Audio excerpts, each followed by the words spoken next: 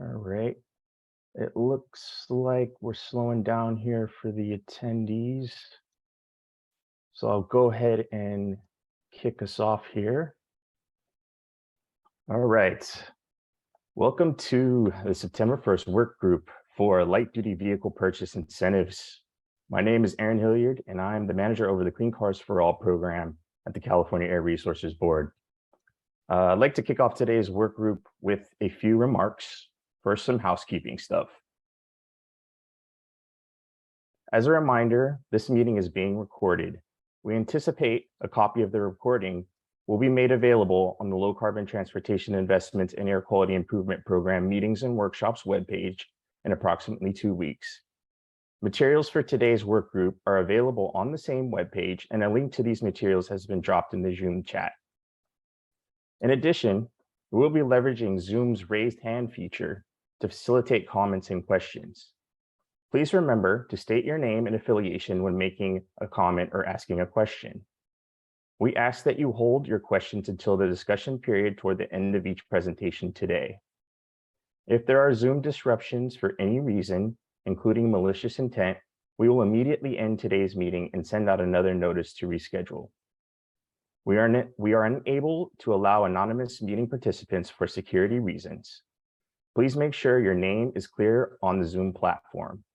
If you have called in, we will adjust your phone number and call on you if you raise your hand based on the last 4 digits of your number.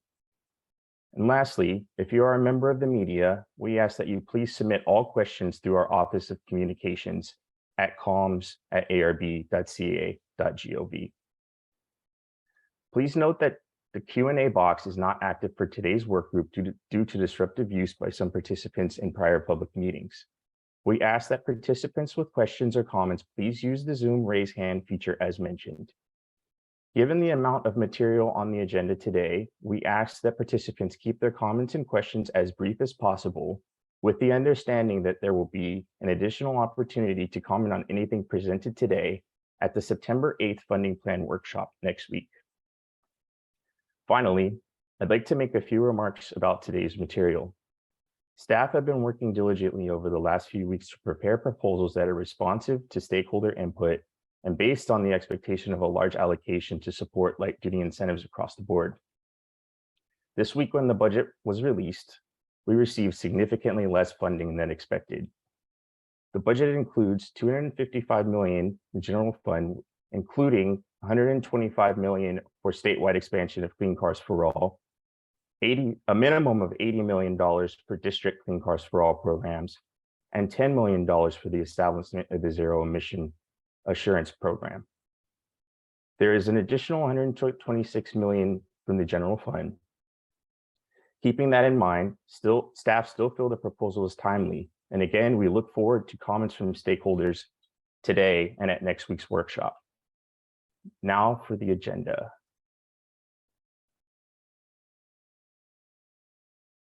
Today's work group, we will be presenting material related to the Assembly Bill 630 report for the Clean Cars for All program, vehicle affordability analysis, prepaid charging card incentive analysis, draft proposal for incentive amount increases, and a needs-based model for equity-focused vehicle purchase incentive programs. It looks like we have a raised hand. Thanks, Aaron. Mm-hmm. Maria Ruiz, I've unmuted your mic.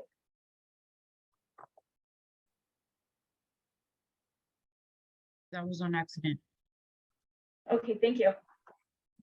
Okay, so with that, then we'll have with that, I'll pass over to my colleague Tiffany Nguyen, who will do the presentation for the AB630 report. Tiffany? Yes.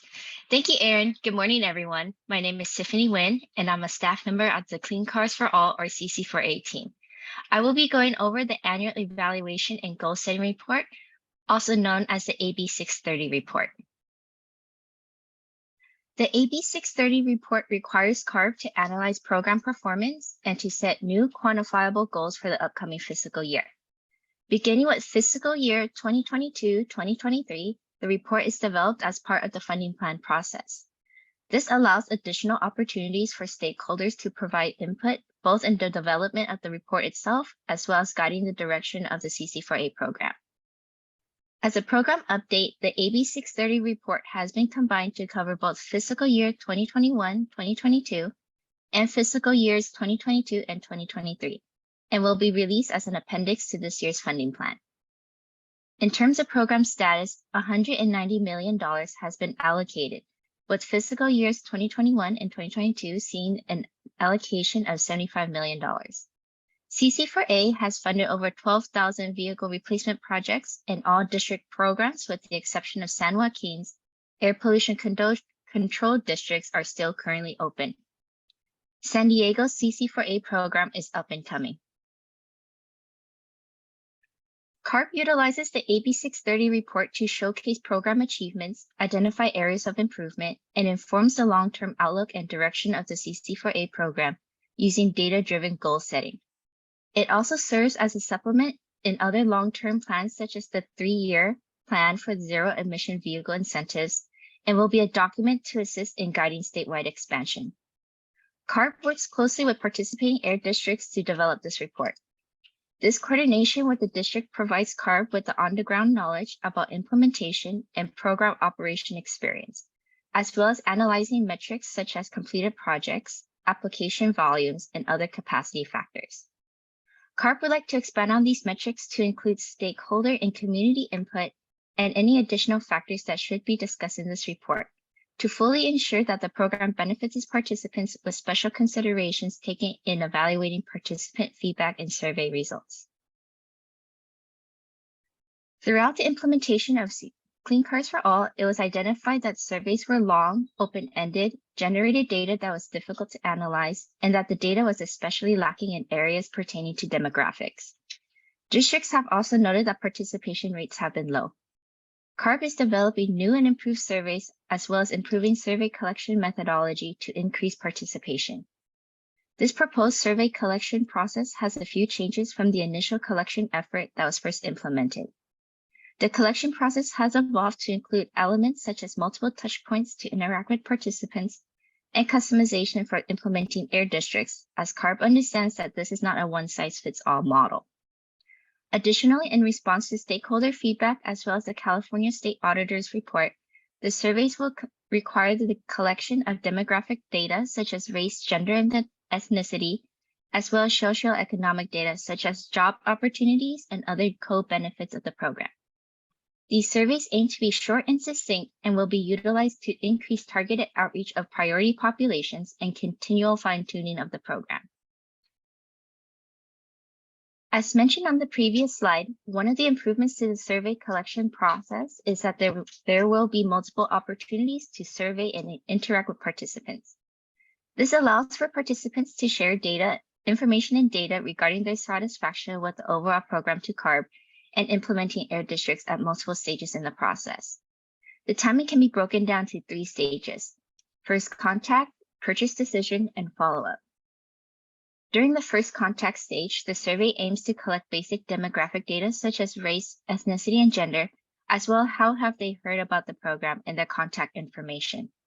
This will provide insight to the applicant pool who may be unable to continue forward later on in the process.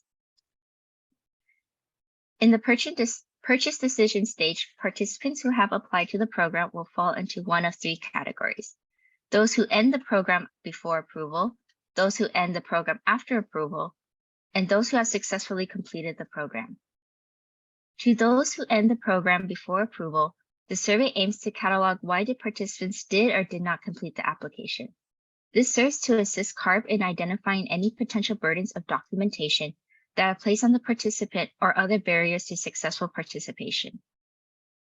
To those who end the program after approval, the survey aims to catalog and identify obstacles as to why they did not buy or lease to the program. This serves to assist CARB in identifying factors such as market conditions and interest in vehicle types. To those who have completed the transaction, the respective survey will assist CARB to understand what was difficult in the process, dealership interactions, and suggestions for the program. The surveys administered in during the 12, 24, and 30-month follow-up will collect basic information of the vehicle and if the vehicle is able to meet their needs, overall reliability of the vehicle, and if any job opportunities have opened as a result of the program. Using these new surveys, quantifiable metrics, and data-driven goal setting as a cornerstone, CARB has developed and proposes to use the following guiding principles for future funding allocations. These principles will guide CARB in building a formula that will bring transparency to the funding of CC4A programs.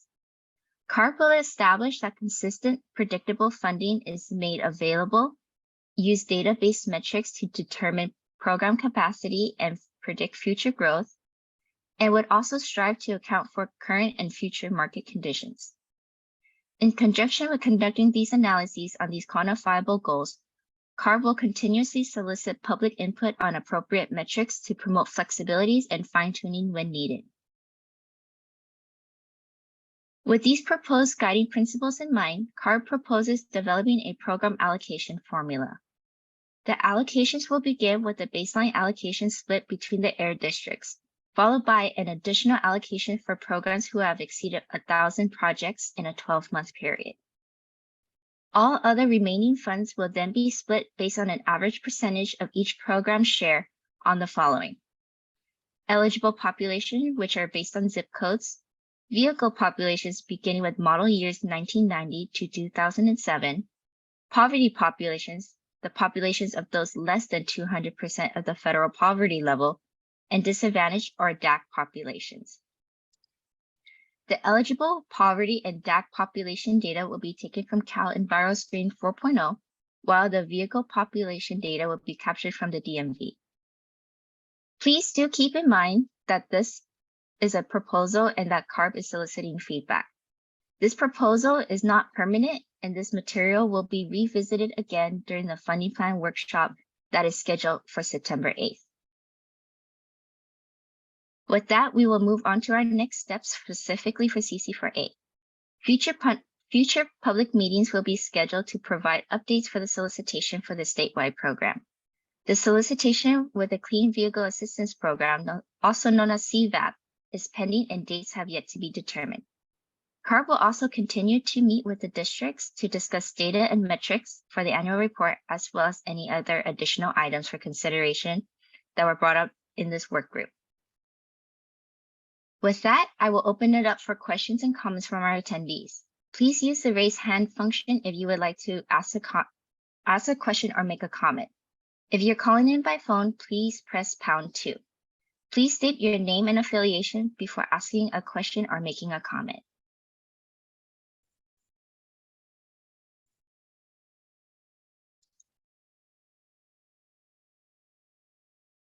We have one raised hand. Christopher Chavez, I've unmuted your mic. Yeah, yeah, thank you for this information. I think just as a general comment, one thing I would certainly encourage with the AB630 report and just generally as a practice, I know that there's, later on we're going to discuss some changes to the different programs that are, could be coming up soon. Just really keeping a close tab and keep close eye on the percentage of funds going to disadvantaged communities, and making sure that those areas still are certainly meeting the 1550 requirements, but exceeding that as well. Just again to keep an eye on that as the pool of participants expands. There's going to be some drop off in that amount, but trying to maximize that as much as possible and keeping an idea of where that funding is at, I think is going to be very important. So just want to put that out there, and thank you for this part of the presentation. Thank you for your comment, Chris. Thank you, Chris. Just as a reminder to people, please state your name and affiliation before starting your question or comment. Next up, we have Tin Lee. Tin, I've unmuted your mic. Hi, my name is Tin Lee. I'm from the Bay Area Air Quality Management District, and I work on the Bay Area's Clean Cars for All program. I just have a comment about the survey collection. I think it's great that we're starting to look at more ways to collect data and get a better understanding of the experience that our grantees and applicants are going through. I do have a concern though, which is the volume of their surveys. It looks like we're increasing the number of surveys for the purchase decision. I'm just a little worried about maybe the quantity of that and like survey fatigue, where we may be overwhelming our grantees a little bit too much with a lot of surveys. So maybe just keep that in mind as you think about the development of those surveys. Thank you. Okay, thank you. Thanks, Tim. Next up, we have Roman. Roman, I unmuted your mic. Thanks, Aria. This is Roman Partia Lopez with the Green Lining Institute. Thank you for that overview. And I apologize because I showed up a couple minutes late, but I'm looking really quickly at the presentation. And I'm just curious if you can elaborate on any lessons learned from the initial program evaluation that you all were able to garner from the analysis that you did. And then I'm just curious about the process and whether this was just like an internal CARB analysis, or did it also include engaging the air districts, getting information from them? And I raised that because, Tim just from Bay Area AQMD just talked about a concern that he has. And I'm just curious of how deeply the air districts and the program administrators were engaged in the development of this initial report. Thanks, Roman. So on the process, generally, in terms of the goal setting for the AB630, districts are engaged. We meet with them, provide data, any lessons learned. There's multiple opportunities for the districts to inform that goal setting part. In terms of the surveys, we are looking at some of the requirements from the CS California State Auditors report, noting the absence of data metrics to inform decisions in the program. So a lot of that is driven from those recommendations, as well as the lack of data that we have received from the districts. So looking back at Tim's comment, I think there is an opportunity for us to refine the process. But we've also, very much heard from community members wanting to see the demographic data. And so that is something that we really, really want to ensure that we're getting. Additionally, in terms of lessons learned, we've seen a low participation, in the 12, 24, and 30-month surveys. So we think it's important that we have at least a couple more touch points to collect data ahead of time before someone gets the incentive. And again, there's opportunities for us to refine that process, but looking at comments we received from community members, noting the lack of specifically demographic data, the recommendations with the CSA audit, we really, really, really need to get data to inform, the guidelines for this program. I hope that, again, outreach gaps, funding gaps, we're looking to really use that data to better target, again, we mentioned allocations. Where is the money needed? Who is not receiving, which communities do we need to increase outreach in? And so again, to Tim's point and your point about working with the districts, there's still opportunity. There's ongoing opportunity. I mean, I guess one thing I want to highlight is that this isn't something that we see as a set and forget. This is going to be an ongoing living process in terms of refinements and making changes based on needs and comments from community members and stakeholders and their districts. So that's one of the things I wanted to highlight. I hope that answers your question. Yeah, thanks, Aaron. I appreciate that response. And I see there's going to be additional public meetings to help with the metrics and the evaluation and other evaluation components. And so I'm glad to hear that this is a kind of a iterating process that we'll be able to provide input. And so just to kind of build on that, so we'll have a public process to provide input on potential metrics that we want to see as part of this evaluation? And then will it be an annual report or biannual? How frequently are you going to be reporting on these metrics? So the AB630 the report is an annual requirement. With this year's report, obviously we have today, and it's going to be included as part of the funding plan. So it'll be an appendix in the funding plan. So it will be a part of that funding plan process, but it's going to be an ongoing thing because we have to do it every year. Yeah. So there'll be continued opportunity to comment on the process. With the proposal that we put forth today, we intend on, again, that part of this year's funding plan, and we intend on implementing that in this upcoming round of grants. But again, ongoing process. Want to make sure that we're responsive to stakeholder and particularly community input. So I would say that this is, there's continued opportunity for comment on this. Yeah. Okay. Thanks, Aaron. And the last point I just want to make before I turn it back to you all is, I think if there's a way of being able to see what all of those existing metrics that y'all are looking at, that'd be really helpful to be able to process and then be able to provide additional feedback. But then thinking about, some of the proposed changes that y'all are going to talk about later today, especially around, the statewide clean cars for all, and a more specific focus on getting incentives into disadvantaged community census tracts.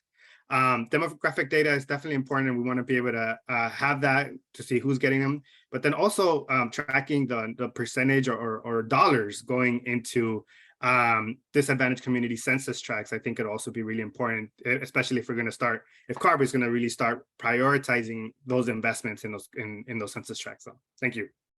Absolutely. Thank you, Roman. Thank you. Next up, we have Brett Zuner. Brett, I've unmuted your mic. Hello.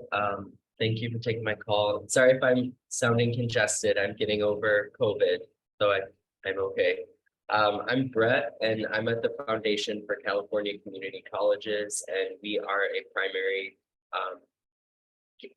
administrator on behalf of South Coast Air Quality Management District for Replace Your Ride. And I just wanted to, chime in on the survey piece, and kind of echoing what Tin and Roman both said as well. But I wonder, maybe this was implied, and I just didn't get it from what was said, but when we say like initial survey or first contact, I think it would be important to think about minimizing the additional asks that we make of the participants, especially because there's the follow-up survey, and that's probably going to be the hardest one to do if we're doing like 12, 24, 30 month.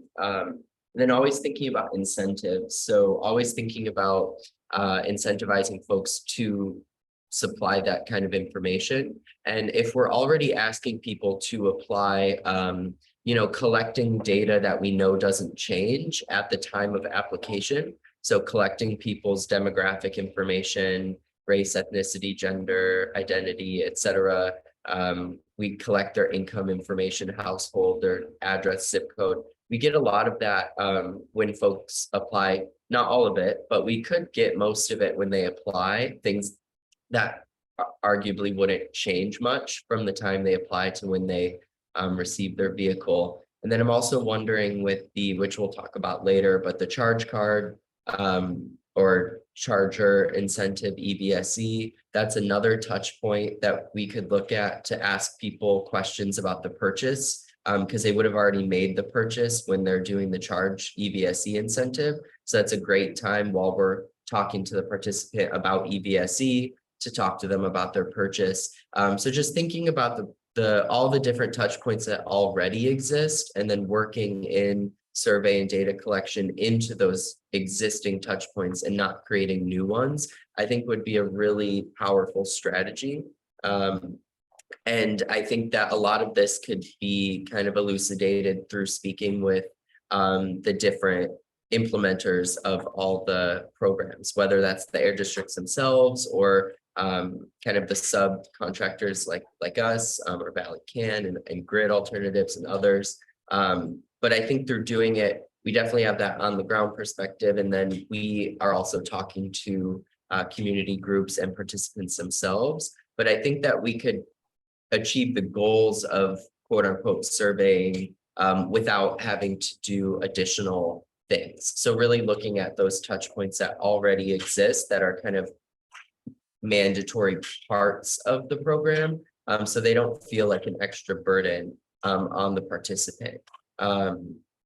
So that was my comment there. And then in terms of the allocations, I like that we heard the iterative process. And I guess I'm just wondering, has it ever been thought about what it would look like to allocate on kind of a quarterly basis or make it more flexible? I think what's interesting is to see some air districts still have funding, some don't. And I know right now only the Central Valley is paused, but we've seen at other points in time, two air districts are closed, 2 are open, 1's closed, the rest are open, et cetera, and it varies. I wonder with statewide program coming on, have y'all ever thought about having the large pool of money and kind of doing these like quarterly allocations with the goal in mind of either everyone's open, everything's open, or everything's closed? Because I think that would make more sense to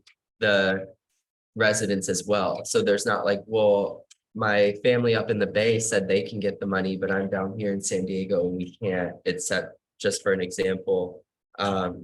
So yeah, that iterative process, what does it look like maybe to put that into practice on a quarterly or other periodic basis and really try to make it, across the state so you can have clear messaging that says like the Clean Cars for All program is on pause for the state and will open back up. And that way we don't have tons of mixed messaging, which makes it difficult to communicate and even more frustrating. And that way too, you could give money to a place that's, has a bit more need or demonstrated need, and being able to be flexible in how you reallocate throughout the fiscal years. So just a thought, but thank you so much. Sure. Thank you, Brett, for that comment. On the survey stuff, I think, what I was trying to get across is that we do want to balance, the need for data with additional burden on applicants. One thing you'll see, later in today's presentation is a proposal for increasing incentives through the program. And, we're hopeful that increased incentive will, be enough to get consumers to fill out a survey. But I appreciate, pointing out, working with, implementers and things. We fully intend on doing that using existing touch points. I think that fits nicely. So we appreciate that comment. On the allocation stuff, appreciate that as well. Again, all of this is a proposal, and we're happy to work with districts and communities on how on the allocation stuff moving forward. A lot of the stop-start has been frustrating for us. We know that there's limited funding for these programs. There's a lot of demand. The stop-start nature of the programs has been frustrating for everyone. And so we're happy to look into that and continue to work with districts on some of that. So thank you. Next up, we have Roman. Roman, I've unmuted your mic. Yeah, thanks, Aria. Yeah, this is Roman Partia Lopez with the Green Lining Institute. Just one additional comment I forgot to reference, and one of Brett's comments actually was what sparked it. In thinking about the report, but then the data itself, and just having that be part of a transparent process. I think having a recommendation that I hope CARB implements is one that just publicly puts this data out there, that it's not just buried in a report that we have to dig through, but one that that CARB dedicates a site or something that has the data available for us to track, right? To see, to like Brett's point around how much funding is available, when are programs coming close to being out of funding, or are they out of funding? I think very similar to what CSE, Center for Sustainable Energy, has for the Clean Vehicle Rebate Project. It's a very intuitive dashboard that has that data available, and you can see when there isn't any funding. So thinking about something like that for Clean Cars for All, or the Clean Vehicle Assistance Program, I think would be really helpful. And whether it's standalone site or merged with another, or aligned, not aligned, but in conjunction with, like, for example, the Energy Commission and their EV chargers in California website that they have. There's the state agencies already have some of these sites available where this data could live. So thinking about how we share this data in a more public and transparent process, I think is something that we would really appreciate, and would be really helpful for the advocacy that we're doing around these programs. Thank you. Thank you, Roman. And I hope one of the things that is coming across in this first piece of the presentation is that we want that as well. Particularly with the statewide administrator, we want the data to be available. We want there to be increased transparency. We want more metrics. So I'm really hoping that comes across in this presentation. So I appreciate that comment. Thank you. There are no more raised hands.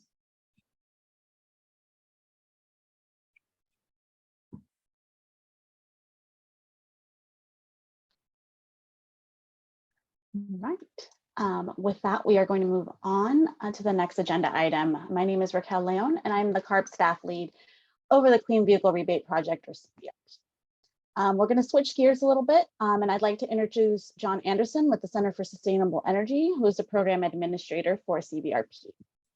The Center for Sustainable Energy has been working on a vehicle affordability analysis that has helped inform staff's draft proposal for increased incentive amounts, which we'll go over later today.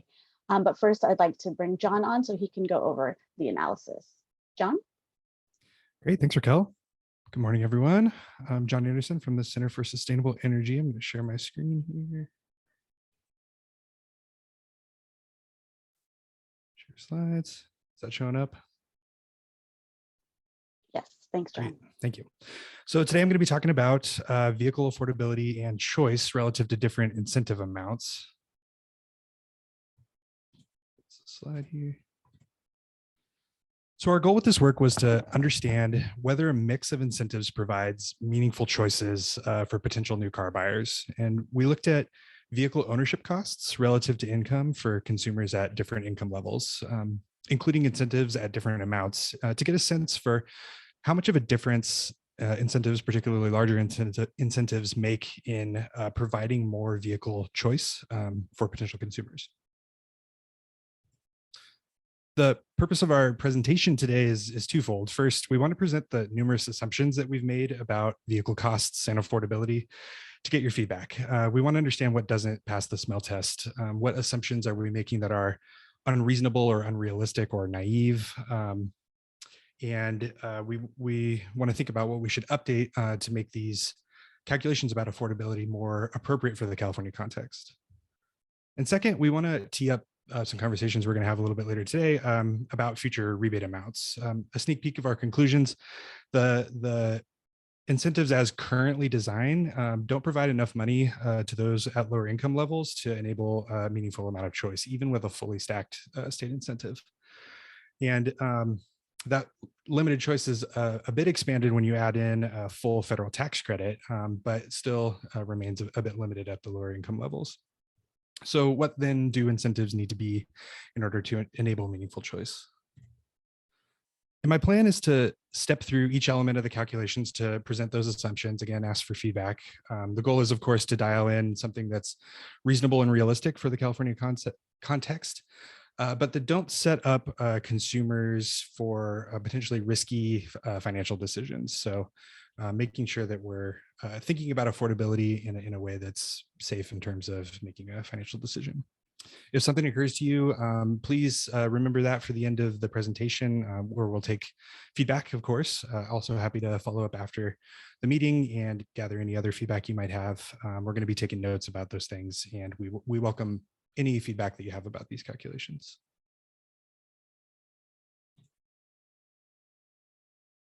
So on to our cost calculations. I'll start by saying we're setting leases aside for this analysis. We've previously received feedback that leases can be problematic because people come out of their lease agreements without any equity in their vehicle. For that reason, we're concentrating on incentives as they support and enable purchase choices. In our calculations for loan costs, we're of course factoring in the principal, including taxes and fees for the vehicle and interest. And for operating costs, we're looking at insurance costs, fuel, and other maintenance costs. And that leads us to a total monthly operating cost for a vehicle purchase that we can compare to income levels to ascertain whether a vehicle is affordable. Which brings us to that affordability metric. The metric is an abridged version of a guideline that we've seen in the financial wellness world that says that when one's buying a car, one should put 20% of the cost of the car down as a down payment, enter into a 4-year loan, and spend no more than 10% of their monthly income on those monthly operating costs. We've modified this rule slightly to account for a couple of things. First, we know that it's common in California to spend more than 10% of one's income on transportation costs. We also acknowledge that we have high inflation right now, and vehicle costs and other costs of living are going up, which led us to increasing that threshold to 15%. That's still lower than some spend on vehicles in California. It can be as high as 20-30%. But again, we wanted to keep that percentage fairly low to make sure that we're thinking about incentive design relative to something that is less risky in terms of financial decisions. We've also reduced the down payment guideline from 20% to 10%, and we did that to roughly align with the grant amount for the Clean Vehicle Assistance Program, considering a down payment for a median priced vehicle in this data set that we used for this analysis. We've also looked at different household sizes, and to account for differences in purchasing power at different household sizes, we've added an adjustment to account for those differences. As you add people, you don't necessarily scale up your costs scale up in addition to your income. And that happens at a different rate depending on how large the household size is. We're using an adjustment that's also used by the Organization for Economic Cooperation and Development, OECD, for doing those household size purchase power adjustments. So onto our vehicle pool. For new vehicles, we're looking at the 2022 model year, looking at vehicles from fueleconomy.gov. Worth noting that when we're talking about vehicle choice in this analysis, we're talking about combinations of vehicle make, model, and trim level, where the trim level results in a difference in all electric range. So if a trim level adds a nicer interior, maybe some exterior features, some technology features, but doesn't change the range, that counts as a single choice. Where it does meaningfully change the range, such as adding a larger battery or different rim sizes that changes the range, that can count as multiple choices. So you'll see later on that Nissan Leaf, for example, has 3 different choices, or 2 different choices rather, and so on. We're also applying a filter to only look at vehicles that are currently eligible for CVRP. So that's under the MSRP cap for CVRP and exceeding the all electric range minimum for plug-in hybrids. And we're applying those same filters to the used vehicles, which we also analyzed a little bit later on. Which takes us on to our cost assumptions. So our new vehicle price information was gathered from manufacturer websites. We're using the model minimum manufacturer suggested retail price, MSRP. And when that's not available, we're turning to sources like Kelley Blue Book or Edmunds or publications like Car and Driver. For used vehicle prices, we're using the fair purchase price from Kelley Blue Book, KBB. For interest rates, we're setting new and used interest rates separately. Both are about 10% based on the August 2022 average for relatively high credit scores, between 700 and 750. Interest rates have gone up recently. We can dial these assumptions up or down as we expect the market to change, or in response to program requirements like those in the CVA program. And we can set those separately for both new and used vehicles. For insurance costs, we're assuming $190 per month for insurance costs, which is a national average from Forbes. That equates to about $2,280 per year.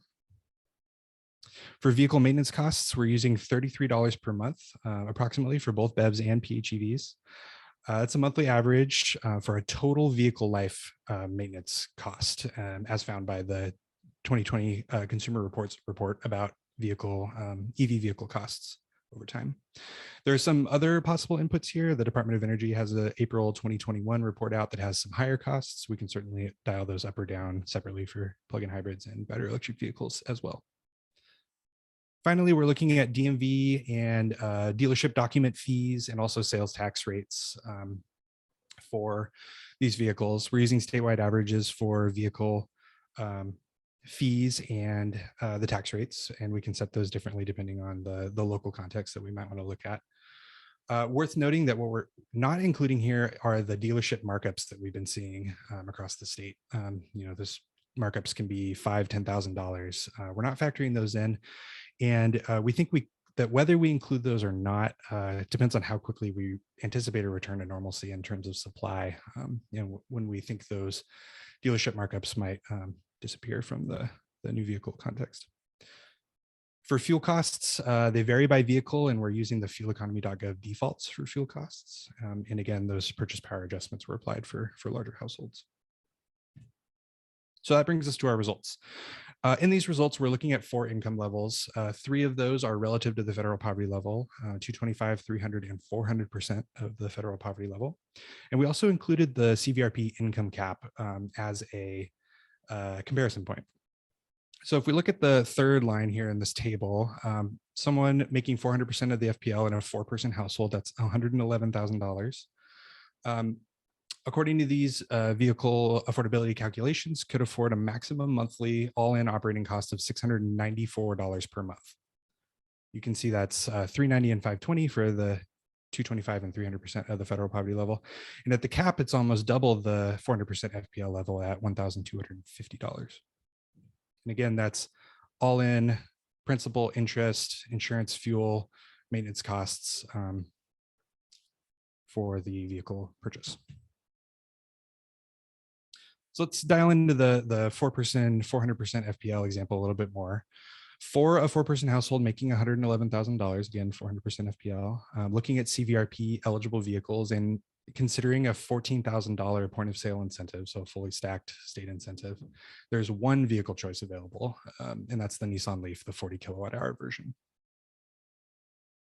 I'm going to present this as a grid next. So we looked at those 4 income levels and across a number of different incentive levels between 2,000 and 21,500, which is a fully stacked state incentive plus the full federal tax credit, assuming somebody has enough tax liability to claim it, right? And we see the following. So if you add the tax credit at the 400% FPL, you enable 7 vehicle choices. At the CVRP income cap level, a $2,000 standard rebate enables 8 choices, and that scales all the way up to 27 choices if you enable, or if you provide a $21,500 incentive to someone at the cap.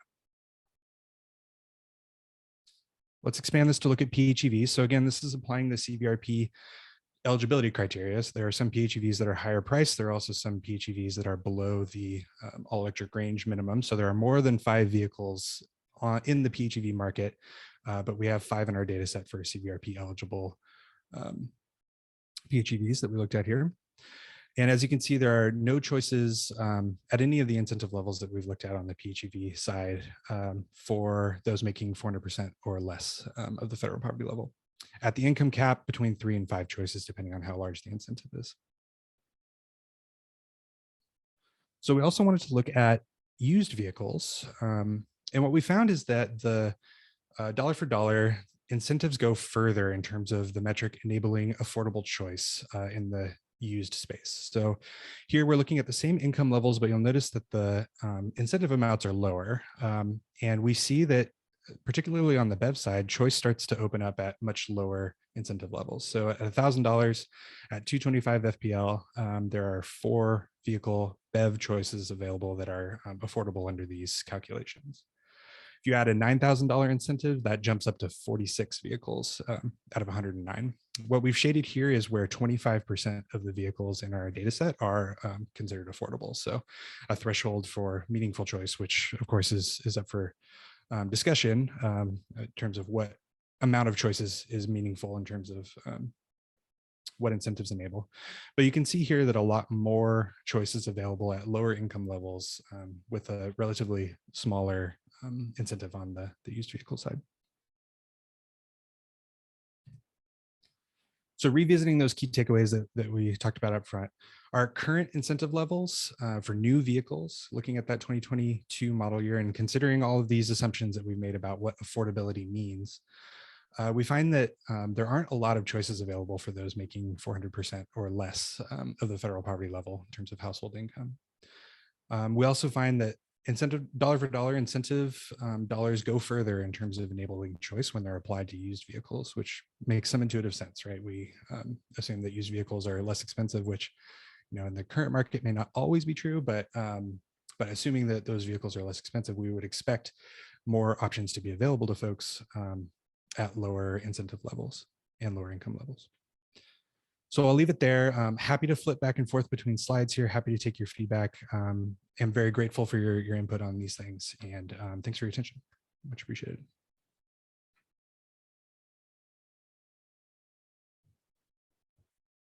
Good morning, everyone. You can use the raise hand feature to raise your hand. Those of you participating by phone, press pound or hashtag to raise your hand. When you're called on, please state your name and affiliation.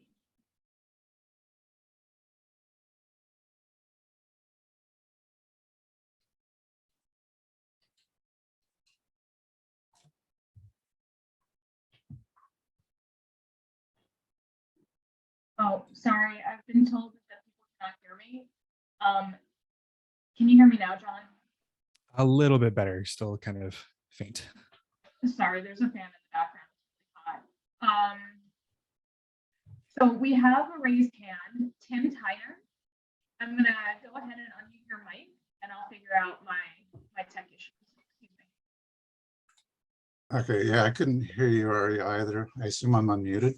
Tim Tyner from the Central California Asthma Collaborative. This is a cool presentation, John. I just had two quick questions. When you're showing vehicle options or the choices for a household of 4, you're considering that the house would only have one vehicle, correct? So that dollar amount you showed of $694 for the 400% FPL, that would be if that household, that's the total for all vehicles. So when you're saying that they could buy a Nissan Leaf, you're saying they could buy, that would be the only vehicle in the household? Yeah, so for these affordable, thanks for your question, Tim. For these affordability calculations, the 10 or 15% rule, 15% in this case, would be applying to a single vehicle purchase. So if there are other vehicles in the household, that would be in excess of 15%, right? Right. So yeah, you could think of it that way. If it's a no car household adding a car, replacing a vehicle, then that would be a direct swap. But otherwise, that total vehicle cost, if you went to the 15% level, would exceed if you had multiple cars. Okay. I also want to ask you if you have any examples of, so there were a lot of used car models that appear to sort of meet within the cost affordability. Do you have examples of model years and range for those vehicles? Because I know one of our concerns is, we don't want our lower income families to be getting into used vehicles that don't have sufficient range. And I'm curious, what the cost range and what the mileage range was for the cars you included in the used assessment. Right. We did look at all vehicles in that fuel economy data set for which we could find price information, which was for a good amount of them. I don't have a handy table to look at offhand, but I'd be more than happy to follow up with you afterward about what that list looks like, maybe some illustrative vehicles demonstrating some different choices that might be available to people. Great. Yeah, I'd appreciate that. Sure, Thanks. Yeah, I can say that based on our look at the new vehicle database, there are at least a couple of both SUVs and cars available, at different range levels, depending on how old the vehicles are, because we did go all the way back to 2010 looking at these used vehicles.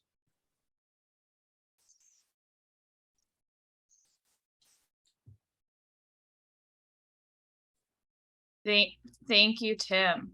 Okay, can everyone hear me now? Yeah, much clearer. Okay, great. Sorry, everyone. I'm going to repeat my first message so everyone can hear me. Good morning, everyone. You can use the Zoom feature to raise your hand. For those of you participating by phone, press pound or #2 to raise your hand. When you're called on, please state your name and affiliation. I have another raised hand from Brett. Brett, I've unmuted your mic. Thank you, Aria. And this is Brett Zuner with the Foundation for California Community Colleges. I actually had a similar comment question to Tim about the number of vehicles per household.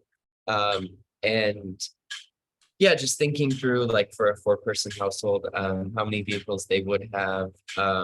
And I guess building off of that, I think this type of analysis is really great. And so I'm really glad to see that we're doing this. And I guess one question I had was, is this type of analysis informing, you know, I know later we're talking about the incentive amounts and thinking about, you know, increasing those. Is this specific analysis or analyses like this that are happening? Are those informing those incentive restructuring decisions at CARB? And then secondary to that question, you know, a model's only as good as the data and only as good as its assumptions. And I guess I wonder how much of the assumption, you know, was drafted through maybe a more like user-centered design approach. I'm just thinking about, you know, it's one thing for us to sit on a call and kind of guesstimate what somebody applying to one of these programs would be going through and what their life would look like and what really would be comfortable for them, versus getting that kind of input directly and then building a model and assumptions based off like a lived experience, a collectively kind of assessed lived experience through some engagement. Because I think the model that's created here is great, and it could really inform a lot and really help us change a lot of the issues that we see with the incentive structure and just the rapidly increasing cost of everything. And I think to take it a step further, you know, really truth proofing those assumptions with community groups. You know, Tim's group just pointed out, you know, through his work with communities, they see maybe that assumption of one vehicle for a 4-person isn't correct. Just little things like that, that I think if we go the extra mile and take a step back and take that extra time, we could really get it right, and then not have to kind of go back to things too soon. So thank you. Yeah, thanks for that comment, Brett. I think that's a fabulous idea to kind of take these assumptions out and truth test them with folks, and get their sense of how it compares to their lived experience. I think that would really help us hone these assumptions. We tried to be pretty conservative with the assumptions to try to capture as much kind of comfort as we could for folks in terms of making decisions about purchasing vehicles. But as you say, that might vary by community, from person to person even. So being able to kind of dial those things in a consumer specific way and in a user specific way is a really fabulous idea, and something that I think we're intending to do for future iterations of this analysis. But we'll definitely log that. I don't want to get too far out over my skis. Maybe I'll let Raquel address the other question about how much this informed the process. But Raquel, go Yes. ahead. Yes, Brett, I'll go into it in some more detail later on in the presentation. But yes, this did help inform the proposal that we are putting on the table for discussion today, as well as looking at program data and the purchase price of vehicles that are coming through our programs. So that was another thing that we helped that helped inform that decision. But again, I'll go into further detail once we get to that presentation. But thank you for your comments again, as well on the model and how we can tweak it. We're definitely open to suggestions there. And I think this is something that could help us down the line as we continue looking at the market, as the market grows and things change, and how we can better inform, you know, the decisions to increase incentives further down the road as well. And I just wanted to chime in a bit as well, as I think Brett's comments are right on point. It's to go back to John's earlier comments about feedback is very important and welcome. It'll be an iterative design, as most of our research is, as we gather more. And so this was very much the first draft based on best available data, but that does absolutely need to be refined. And part of the reason we're here today, and to Ramon's point about transparency on the metrics and making sure that it's really clear what's in the model and where something doesn't look appropriate, doesn't feel right, and kind of making sure that it is being adjusted for real life feedback. And so I think, Brett, look forward to having maybe a longer conversation, and anyone else as well that is looking at some of those bits and doesn't feel quite right. The whole intention here is on a going forward basis to continue to refine all of our models really, but this one in particular to make sure that it reflects lived experience, real world, and not a too distant, far removed bit. The other piece is that we're talking about kind of a law of averages when it comes to affordability. It's not saying that there aren't folks and circumstances that will fall on kind of both sides where they'll need to spend less because of their specific circumstances, or they'll be willing and able to spend more. So it's not a hard and fast rule. It is meant to be kind of an informative mile marker about how appropriately designed are the incentives for the target audiences that we're trying to help, especially in the low income space. And it was something that we hadn't kind of previously brought to the table as far as consideration. And as we are really trying to remove those barriers and take the next step, it was important to start to look at some of these factors of what are we asking people to spend of their own dime to get into, in particular, CDR perspective, a new EV. And what does that look like in comparison as well for the used EVs, and bringing some more data to the conversation about the design space. But completely hear and agree that it should be informed, it should be iterative, and we are very open, starting now. If there's insights or perspectives that folks want to share about particular elements, please do reach out to either myself or John, and we'd love to learn more about the basis and see what we can do to make the model work even better.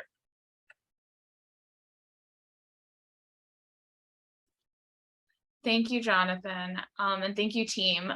So we've got a little bit more time for a few more raised hands. Next up, we have Laura Wenger.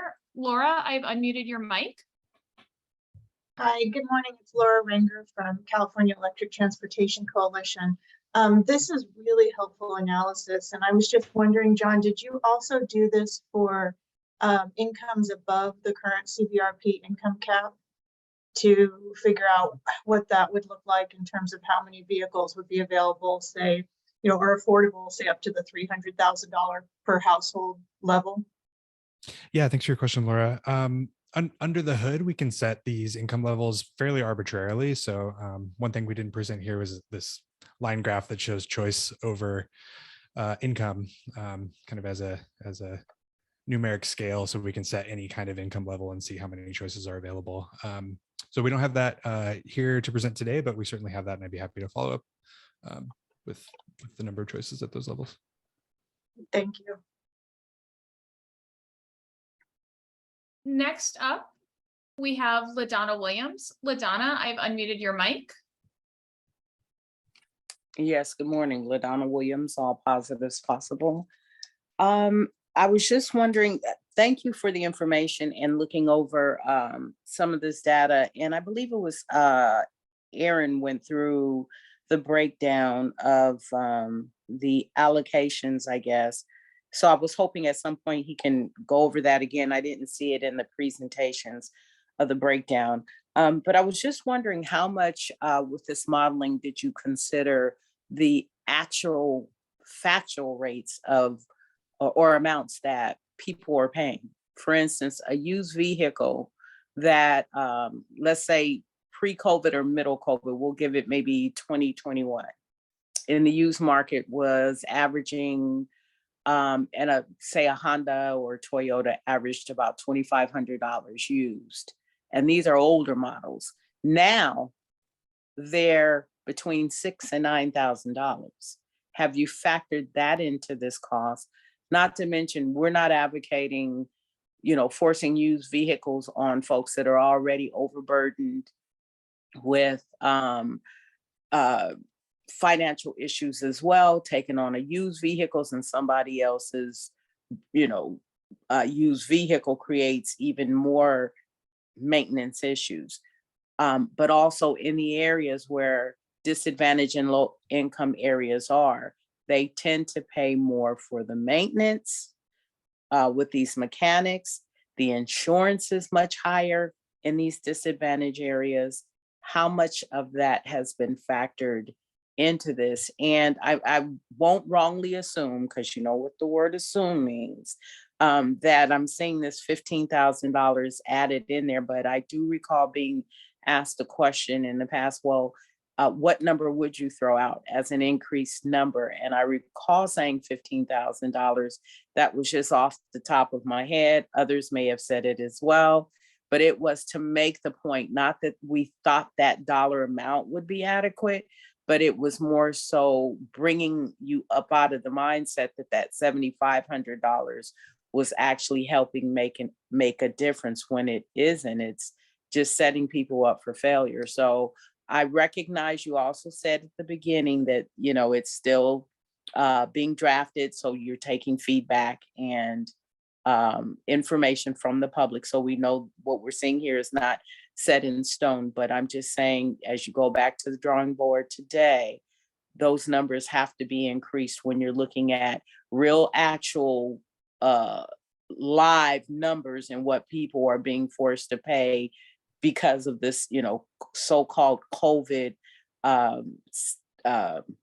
what should I call it? They're claiming we've got COVID stimulus payments, but them payments actually have meant nothing when they've given an average of what, $1,400, yet everything has quadrupled in price, including these used vehicles. So anyway, thank you, and I'll end there. Thanks, Ladonna. I appreciate your comments and questions there. I think in terms of the cost assumption, what your comment made me think is perhaps we should redo this analysis with a high bound assumption on what we might see in terms of operating costs. Maybe we find kind of extreme examples on the high end and then see what that looks like in terms of how many choices are available.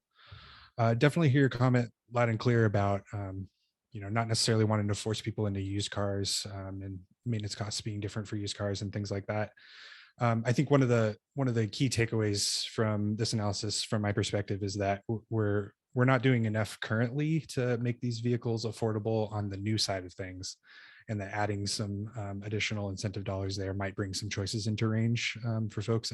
Again, assuming this set of assumptions, which might vary depending on a number of different factors, including like credit scores and differing insurance rates in different areas and things like that. So definitely hear your feedback there. In terms of the costs that we included in for the vehicles, in terms of you know, how things have changed due to the supply constraints and other things due to COVID or inflation or other things. For the used vehicles, the data we gathered were in August of this year. So that's a kind of fair purchase price, which from Kelley Blue Book factors in what people are reporting to KBB about what they're actually spending on these cars. So we're thinking that's a pretty good representation on what the used vehicles cost for folks now. On the new side, we're looking at model minimum MSRPs, and again, not factoring in those dealer markups. So actual costs that people might find at new car dealerships may very well be much higher than those like model minimum MSRPs for vehicles. So that's definitely something that we could refine by, you know, looking at like actual invoice costs from KBB or other sources. So thanks for your comments there. John, I would like to ask you though, when you mentioned you guys did the cost analysis in August on the used vehicles, can you tell me which areas or who you contacted, or was it just Kelley Blue Book that you looked at, or did you contact any actual used car dealers? Yeah, it's a good question. We used Kelley Blue Book with the San Diego address as kind of the anchor point. Okay, so you never actually talked with anyone that purchased the used vehicles or any of these local used car dealers? We have not, no.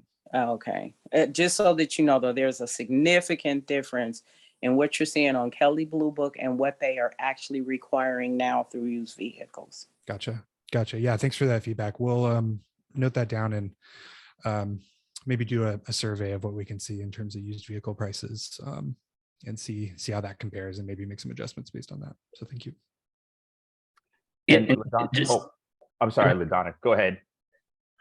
I was just going to note that, yeah, these are very good points that we were working with what was readily available data sets and concur, I think, with the feedback that I don't want to speak for LaDonna, that there may need to be additional data collection that goes above and beyond what's currently available in order to get a clearer picture, which again is something we heartily agree with and look forward to working on gathering. And so if there are existing data sources that folks know, or there are people that have some information that they want to share that thinks, again, we're very open to refining this further, recognizing we worked with what was available on hand and readily accessible, and recognizing that there may be limitations that need to be adjusted. So I think LaDonna's raised a really good point for us here as far as one area that we need to explore further. And I think that may also be true of some of the averages that we have for things like insurance costs.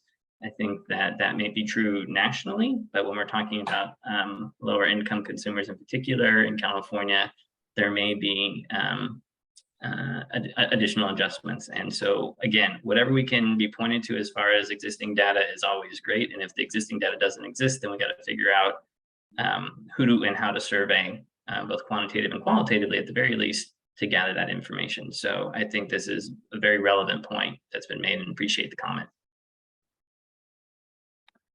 And then LaDonna, I wanted to follow up on your question regarding allocations. Were you specifically looking at, are you looking for specific program allocations, or were you referring to the budget overview that I gave us in the kickoff remarks? I think it may have been the budget overview, but I'm just talking about whatever part refers to giving that that incentive. I think it was a 15,000. It was increased from, was it 11 or 13 or something like that. But whatever that incentive amount was, it showed that 15,000. I looked at it as that would be the total amount of incentives that it's been increased to offset the cost of a vehicle when we're, looking at an average vehicle now of, almost $30,000 with tax, license and all of that, or even the new vehicle starting at that, we know that it's going to be significantly higher. So I was just, making that point that even still those numbers are way off if we're really talking about providing some real benefits. Okay, thank you for that comment, LaDonna. And later on in the presentation, we are going to be proposing some increases across the board to the vehicle purchase and incentive programs. And so I think that's more to come on that. Okay, thank you. Sure. And only because it's come up previously, I don't want us to lose sight of the EV incentive is definitely important. And I think the presentation we're going to hear from CARB later on kind of addresses some of these questions about, are the incentives set at the right bit? We also know it's a kind of a parking lot issue for this conversation today about access to infrastructure universally, or at least in target communities that aren't seeing that investment today, can't be overlooked as, a relevant, separate, and equally important topic. We're focused today, I really think, about the vehicle side, about we can't lose sight of the infrastructure piece as well, and just making sure that we tag that, put a pin in it for those other conversations, but it's critically important that we're solving the infrastructure access issue concurrently with addressing whether or not the incentive amounts are truly sufficient for real world circumstances that lower income consumers in particular are facing, especially in this time of inflation and post-pandemic, current pandemic space. There are a lot of other demands. And so that is the whole point of this affordability exercise. It was the first step. There needs to be refinement, and we just really appreciate as much commentary as far as where you think folks think the model could be improved upon, as well as access to some of that available data that might help inform it sooner rather than later. Thank you. Next up, we have Roman. Roman, I've unmuted your mic. Thanks, Aria. Roman Partia Lopez with the Green Lining Institute. Thanks, John, for the presentation and for this discussion. A lot of great and useful information here. Just a couple thoughts. I think in spirit of the transparency and procedural equity, I really appreciated Jonathan's comment about being able to provide input, additional additional considerations for assumptions and analysis, especially if this analysis is going to be influencing the incentive amount that we end up determining for the vehicle incentive programs. I really hope that we can create, again, a really transparent process where, we're not just engaging through this workshop, right, where we can provide input, but really being intentional of setting up times with those that are interested in providing more input, and doing so in a transparent and public process, right? So it's very clear of the input that we're providing, and then hopefully being that reflected in in the analysis or reports that end up happening related to these programs, right? So I think we're all here because we really care about them, and we want to make sure that the analysis are done in a way that will get more vehicles in our community. So wanted to really just uplift that and ensure that we're creating those processes, right? And whether that's additional workshops or other intentional meetings that we have in order to dive deeper into this, I think that'd be really helpful. To that point, one of the things that I was thinking of as I was looking at this presentation, especially under the assumptions section, when we're looking at the interest rate, here it's 9.7 for new, 10% for used. And I'm just curious, and I know, John, you explained a little bit of where that came from, but I think thinking of how we align this to the existing programs that we have, right? If we're going to thinking about the incentives that are available through each of the programs, CVAP has a 8% cap on, and 8% cap for those that are accessing the incentive, and then 12% if they do external financing. So thinking of whether there's a way of running, scenarios that include that, right? If that is numbers, interest rate numbers that we're utilizing within the programs, so that we're trying to align the analysis to not just the incentive amounts, but even the financing that might be available for lower income consumers through this program. So wanting to flag that and curious if that was thought through in the analysis. And then I think some of this has already been raised, but around the availability of vehicles, right? I think, I think we can determine if they're affordable, but I think availability is definitely an issue. I mean, we know there's a shortage of new and used vehicles, so how that was contemplated and in this analysis, and it may have not, right? Because I think there's a lot of fluctuation there right now, but curious if that was considered. And then lastly, just thinking of those last charts that y'all had definitely had a list of available vehicle or eligible affordable vehicles that each of these various income levels could access, and whether that list would be publicly available to see which ones they are. So thank you. Thanks, Roman. Really appreciate the comments. I'll leave the comment about more workshops and work groups to the CARB team, but addressing your comment about the interest rates,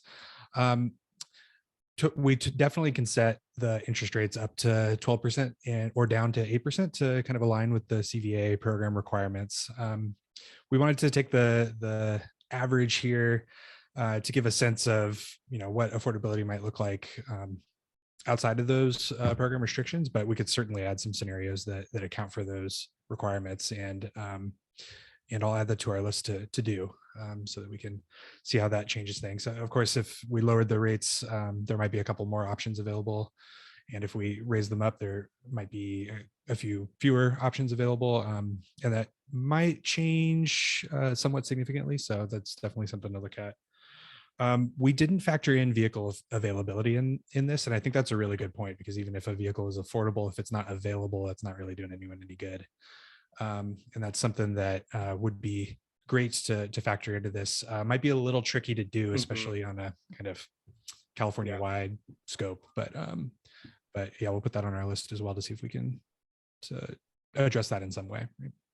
And then your final comment about what types of vehicles are available under each of these different kind of the cells, looking at that table. It certainly wouldn't be too much to do that for a couple of scenarios. Maybe we take some illustrative mixes and then display the vehicle options. Thanks for that feedback. We can definitely do that. Thanks, John. And Ramon, with regard to interest rates, that did catch my eye as well, and is something that we had already flagged kind of as we iterate going forward.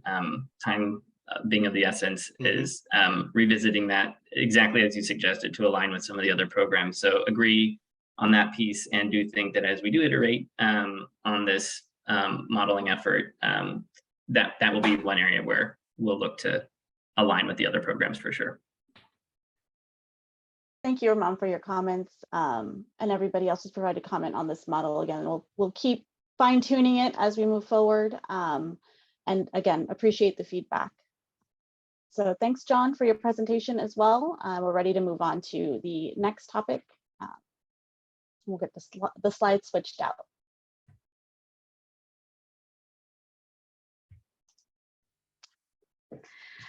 So as we've heard over the course of the funding plan process this year, there's a desire to provide charging incentives through CVRP for the first time. So staff took the time to analyze the average annual charging costs of new battery electric and plug-in hybrid electric vehicles in order to inform staff's recommendations for where to set charging incentives. So today we'll briefly walk through that analysis, which will be included in full detail in this year's funding plan, and discuss the results and how they may impact recommendations for charging incentive levels in CARB's vehicle purchase incentive program. Staff used the vehicle cost calculator from the United States Department of Energy Alternative Fuels Data Center to analyze the average annual cost to charge a battery electric vehicle and plug-in hybrid electric vehicle to help determine which amount to set prepaid charge cards at in our vehicle purchase incentive programs. This tool uses basic information about driving habits to calculate the total cost of ownership and emissions for makes and models of most vehicles, including alternative fuel and advanced technology vehicles. Staff did analyze all new model year battery electric vehicles and plug-in hybrid electric vehicles that are currently eligible for CVRP. So I did want to provide you a screenshot here of the vehicle cost calculator. And as you can see, you can select specific vehicles, adjust the daily use. And once a vehicle is selected, you can choose your state so that the average electricity cost for your state is taken into consideration. The calculator uses vehicle data from fueleconomy.gov. And I will note that this calculator used a national average of $3.8 a gallon of gasoline, which was the national average when they made their assumptions for this calculator initially. But as we know, the average for a gallon of gas in California is definitely much higher. So staff made sure to factor in the average for California. And when this analysis was done in August. So here are some additional details on the assumptions that were used in this analysis. The assumptions in the calculator were adjusted to reflect the annual mileage assumptions that we use in Appendix A for the quantification of our programs of this funding plan, and then is also used in various CARB modeling. And that's 14,885 miles for plug-in hybrid electric vehicles and 14,400 miles for battery electric vehicles. A default assumption of 45% miles traveled on the highway and 55% miles traveled in the city was used in this analysis. An average gasoline cost of $5.50 was assumed, as it was the California average per gallon of gasoline at the time that staff completed this analysis. The calculator automatically factored in an electricity cost of 23 cents per kilowatt hour, which is the average electricity cost for California. And for all plug-in hybrid electric vehicle models, it was assumed that the vehicle was plugged in once a day, and costs for fueling are calculated separately from costs for electricity for the purposes of this analysis. Based on the results of the analysis, the average annual electricity cost to charge a CVRP eligible battery electric vehicle, given current electricity cost averages for California, is $1,074. the average annual electricity cost to charge a CVRP eligible plug-in hybrid, given current electricity costs, is $1,160. So given those results, staff recommends a minimum prepaid charge card incentive of $1,000 to help cover a majority of the first year of charging. However, our equity-focused programs may choose to offer higher incentive amounts to further offset charging costs for lower income participants. So with that, I'm going to open it up for questions and comments on this analysis from meeting attendees. Again, please use the raise hand function if you would like to ask a question or make a comment. If you are calling in by phone, please press #2. And again, please state your name and affiliation before asking a question or making a comment. So I'll turn it over to Aria. Thanks, Raquel. We have a few raised hands. Tim Tyner, I've unmuted your mic. Thanks, Aria. Tim Tyner, Central California Asthma Collaborative. One comment question. The assumption using the California average energy rate of 23 cents per kilowatt hour, these prepaid charge cards would all be used at public charging stations. The EVSPs charge between 35 cents, 45 cents per kilowatt hour. So in some cases it would be, twice as much as the California average. So I think maybe you're underestimating what the cost would be. That's my only comment. Thanks.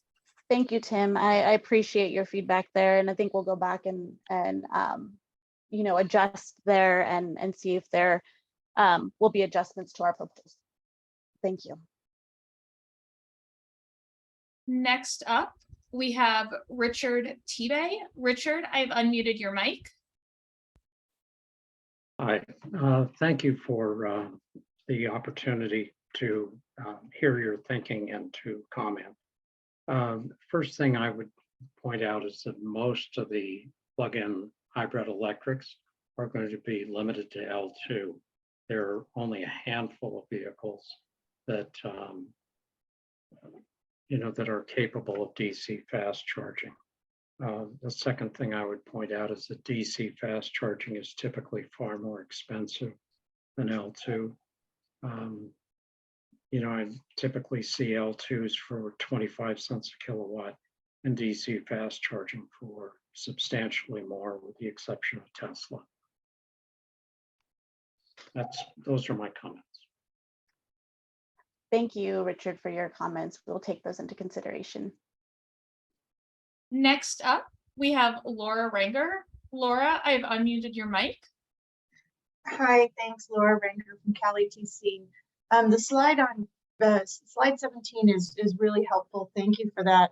Did you also calculate, using these same assumptions, calculate the cost for a comparable ICE vehicle?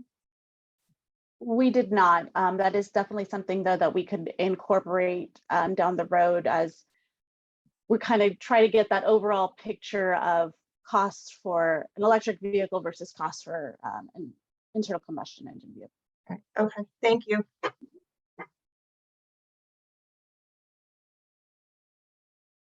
All right, next up, we have Chris Chavez. Chris, I've unmuted your mic. Great. Chris Chavez of Coalition for Clean Air again. I just really briefly want to second the comment from Laura about getting the comparable costs, or the comparative costs, I should say, to maintaining an ICE vehicle. Also, just generally speaking, in terms of providing higher amounts for equity consumers, certainly I think that is something that would be very helpful in helping those consumers transition to electric vehicles. So appreciate that concept. Would love to see it fleshed out more, but also understand this is the first time we're seeing it. So, but would certainly encourage CARB to continue developing that idea. Great. Thank you so much for your comments, Chris. Next up, we have Brett. Brett, I have unmuted your mic. Thanks so much, Aria. This is Brett, Senior with the Foundation for California Community Colleges. And I had a couple questions. So is this meant to inform the kind of prepaid charging card incentives, not just for CVRP, but also for the other programs, specifically like Clean Cars for All and the financing assistance programs. And kind of building off of that question, just wondering, if somebody were to apply for one of those, say Clean Cars for All, which could be stacked with CVRP, and they both have charging incentives, are those also stackable? Maybe we're not there yet though in terms of that thought, and it's preemptive. And then I guess the final just question I had was, I know that in terms of the actual implementation, I just found out that Valley Can is doing a study with GoBiz around like a universal charging card. And that's more like the actual methodology of how people would use the payment. And I was excited to see it, but then also was like, oh, where did that come from? Because I had never heard of that before the press release that it was being implemented. And the reason I bring that up is because I know at current, every program does their own thing. And so some programs partner with specific EV charging networks. So like if you go through X regional program, like, you get a charge card, but you can only charge at certain specific EV charging companies. And then others have tried to look at the universal charge card option. And I'm glad to see Valley Can doing that study.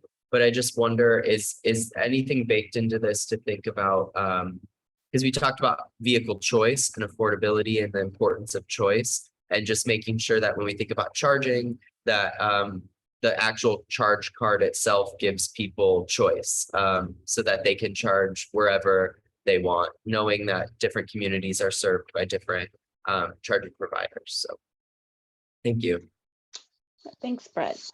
So yes, this analysis, the initial reason behind it was, charge cards are new to CVRP, and we wanted to make sure, the limit we set it at is something sufficient to help charge or pay for charging for that first year for people coming through, lower income applicants coming through CVRP.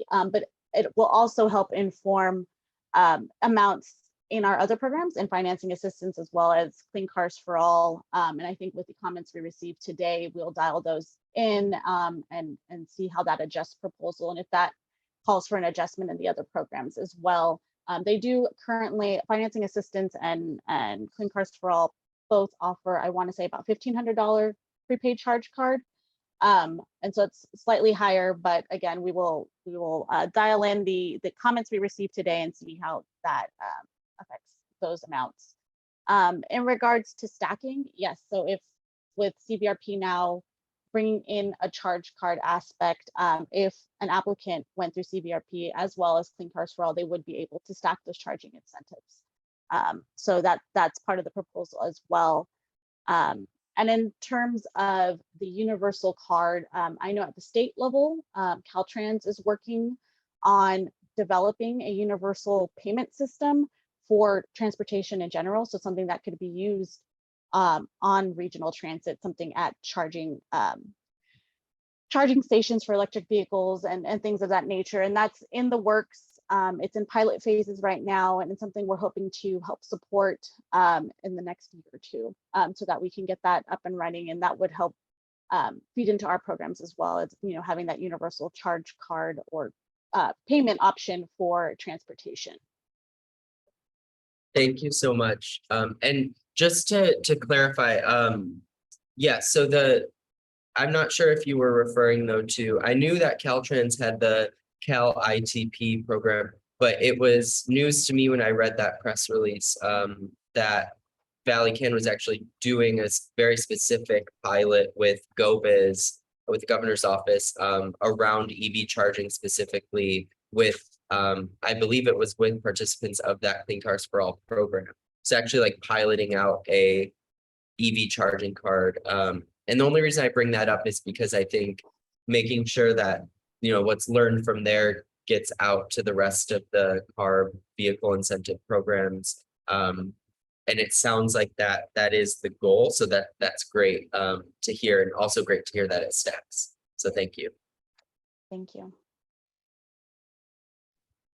Next up, we have Nicholas Paul. Nicholas, I've unmuted your mic. Good morning, everyone.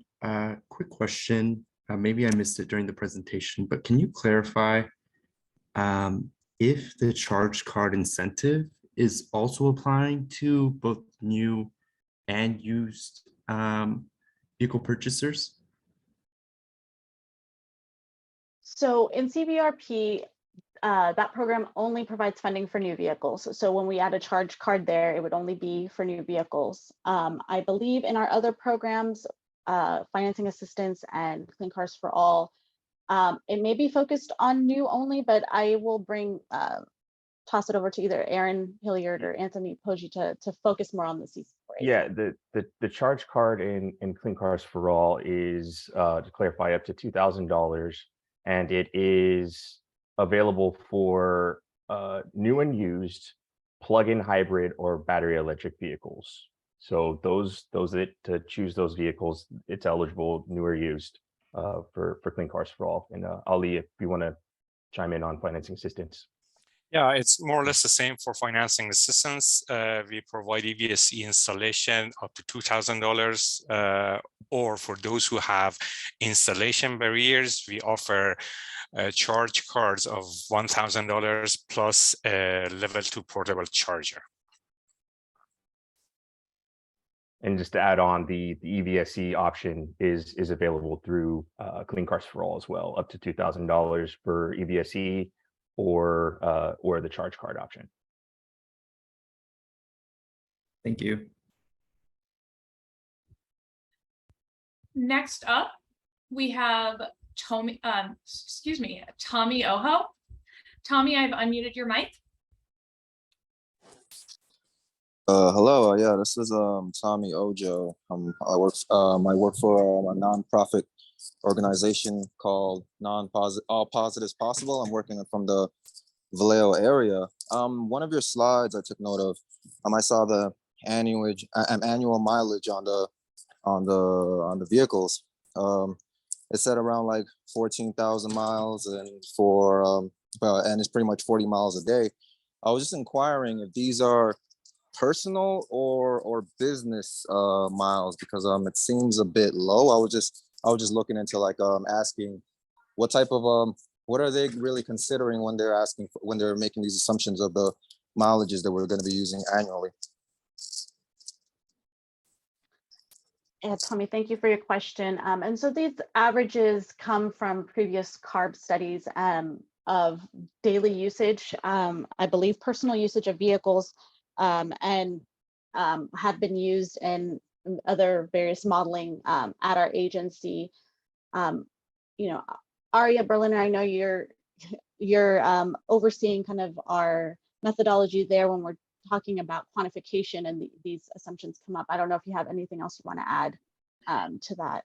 Yeah, so I'm not going to get on camera because I am not camera ready, but we update these numbers every few years to based on relevant research from academia and then also internally at CARB. So for instance, a few years ago, the BEV, or the battery electric vehicle annual mileage, was about 12,000 miles, but based on updated data and actual real world usage of BEVs, that number was changed to 14.4. We're getting it from real world data, as well as onboard devices and through research that we've conducted at CARB. Yeah, and just to ask, are these like California averages or American averages, or like where do the averages really come from? I can't recall for the plug-in hybrid electric vehicles, but for the battery electric vehicles, they are California averages. Okay, one of the reasons I was inquiring, because like my nonprofit, it's kind of like I work with more disadvantaged communities, and one of the primary jobs a lot of people from these these disadvantaged communities do is usually things like services like DoorDash and Lyft and these types of things. So when they do these types of jobs, the miles, it really shoots up greatly. And when I'm speaking for disadvantaged communities, they really are going to be stretching out the mileage usage of some of these cars. So that's why I was wondering exactly where these averages were coming from at, because I'm speaking for the disadvantaged communities. They're probably going to have a lot more miles than the 14,000. Tommy, absolutely. And I do want to say that this 14,400 number was definitely looked at before the big boom in delivery services and Uber. And so thank you. That is something that we will definitely look at in the future when we update our annual mileage. Thank you. Thank you very much.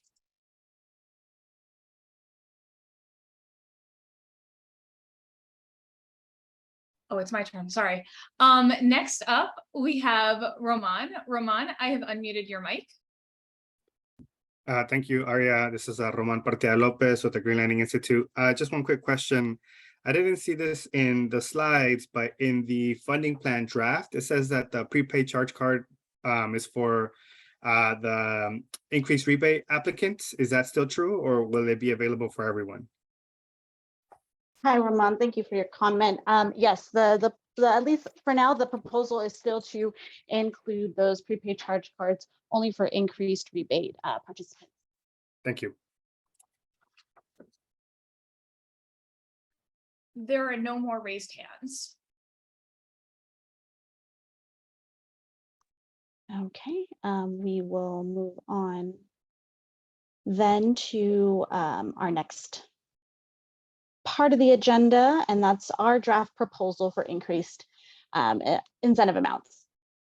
So one of the key themes throughout this funding plan process that we heard was a call for a reevaluation of the incentive levels offered in our light duty vehicle purchase incentive programs.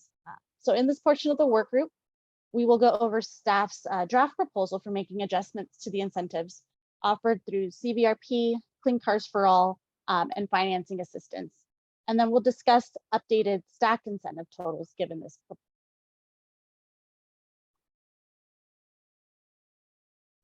So in response to stakeholder input, an ongoing analysis of the EV market and current economic conditions, staff recognize a need for an increase in vehicle purchase incentive amounts as the current electric vehicle incentive package is not enough to get car buyers into cleaner cars, especially when we're talking about lower income car buyers.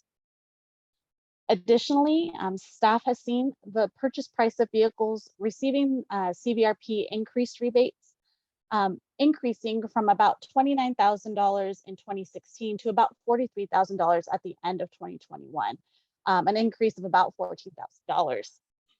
A similar trend was also seen in Clean Cars for All, with the purchase price of vehicles receiving CC4A incentives increasing from about $20,000 in 2016 to about $35,000 at the end of 2021. Again, an increase of about $15,000. And while we've seen record participation in our programs, it has been harder for approved applicants to find an EV that fits their budget, given our current incentive package. And with that in mind, staff is proposing increases to all light duty vehicle purchase incentive programs. Again, we fully recognize that this is the first time you are seeing these proposals, but please understand that none of this is final, and you will have additional opportunities to provide comments before staff finalizes this proposal for the funding. While final budget numbers did just drop, staff do need to make some adjustments to funding splits, but we still believe that now is the right time to consider increasing incentives for lower income car buyers. So first, we'll take a look at the proposal for CVRP, which provides increased rebates for applicants with incomes at or below 400% of the federal poverty. So for example, a family of two with a combined household income of just over $73,000, or a family of four with a combined household income of $111,000 would qualify for the increased rebate. Staff is considering a $3,000 increase to CVRP low and moderate income increase rebate totals, bringing the rebate totals for plug-in hybrid electric vehicles to $6,500 and bringing rebate totals for battery electric vehicles to a total of $7,500. Staff is also proposing a modest increase for increased rebates for fuel cell electric vehicles to align with battery electric vehicles at $7,500, as incentives for these vehicle types are also aligned in our other vehicle purchase incentive programs.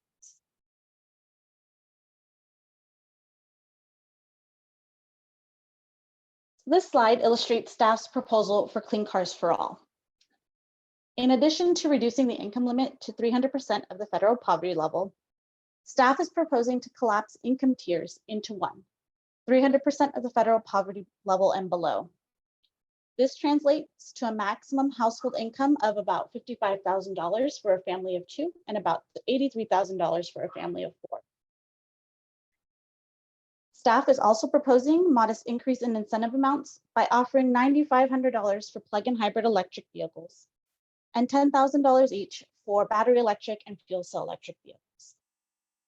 Staff is also proposing to include a $2,000 adder for applicants living in disadvantaged community census tracts in an effort to direct more dollars to the communities that need it most.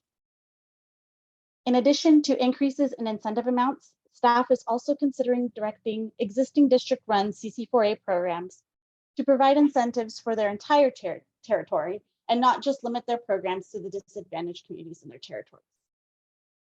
Lastly, staff is also considering setting income limits at or below 300% of the federal poverty level for both statewide and district-run CC programs.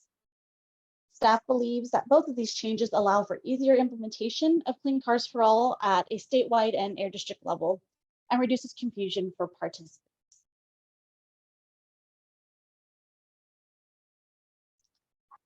Similar to Clean Cars for All, staff is proposing a reduction in the income limit to 300% of the federal poverty level and collapsing income tiers into one, 300% of the federal poverty level and below in financing assistance. Staff is also proposing increases to incentive amounts, bringing totals to $7,000 for plug-in hybrids and $7,500 for battery electric and fuel cell electric vehicles.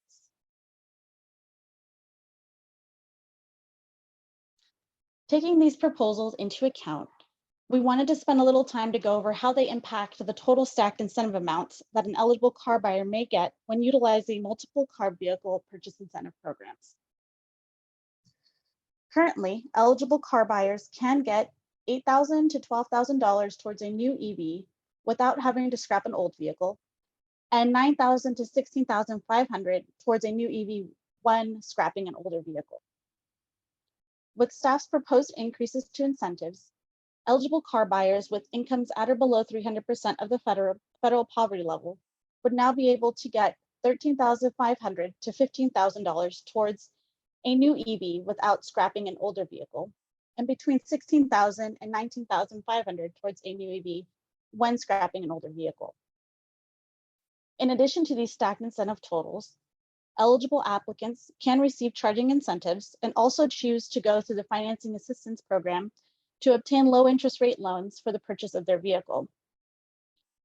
With the proposal to expand CVRP rebate now statewide, or our pre-qualification pilot, this provides the opportunity to apply all stacked incentives at the point of purchase. So to put this into perspective, the average price of a new EV at the moment ranges from about $40,000 to $50,000 and probably a little more. But the stacked incentive amount could help cover about a third to half of the vehicle's cost. So this slide just illustrates the breakdown of those stacked incentive totals given staff's proposal to increase incentives in all programs. As you can see, the amount does vary by vehicle type, whether an older vehicle is scrapped, and whether that applicant lives in a disadvantaged community census tract. So with that, I'm going to open it up for questions and comments, and I will turn it over to Aria to handle. Thanks, Raquel. Just as a reminder, please state your name and affiliation when you're called on. You can use the Zoom raise hand function to raise your hand. If you're dialing in by phone, you can use the pound or hashtag 2 sign. First up, we have Carrie Todd. Carrie, I have unmuted your mic. Awesome. I hope you all can hear me. My name is Carrie Todd with the San Joaquin Valley Air District, and I just wanted to jump on really quick. Number one, to just express our appreciation for the work you guys have put into this, but that we fully support the incentive increase as well as the expansion to non-DACs within our jurisdiction. So thank you. Thank you, Carrie. Next up, we have Laura Wenger. Laura, I've unmuted your mic. Hi, thank you, Laura Wrangler with Cali TC. Just wanted to express our support for the increase for the plug-in hybrid electric vehicle incentive. That's a really good option, especially for single car households that may need to use that car for multiple purposes. I also wanted to ask if there was any analysis, kind of going back to scenario 2 that CSE did before, on lifting the cap on CVRP at the 400% level, or was this analysis solely done anticipating that cap would not be lifted? So yes, I think based on our previous analysis, we still feel that leaving the caps where they are is the right policy call for CVRP. So those are the income limits that we have taken into consideration when looking at these incentive amounts.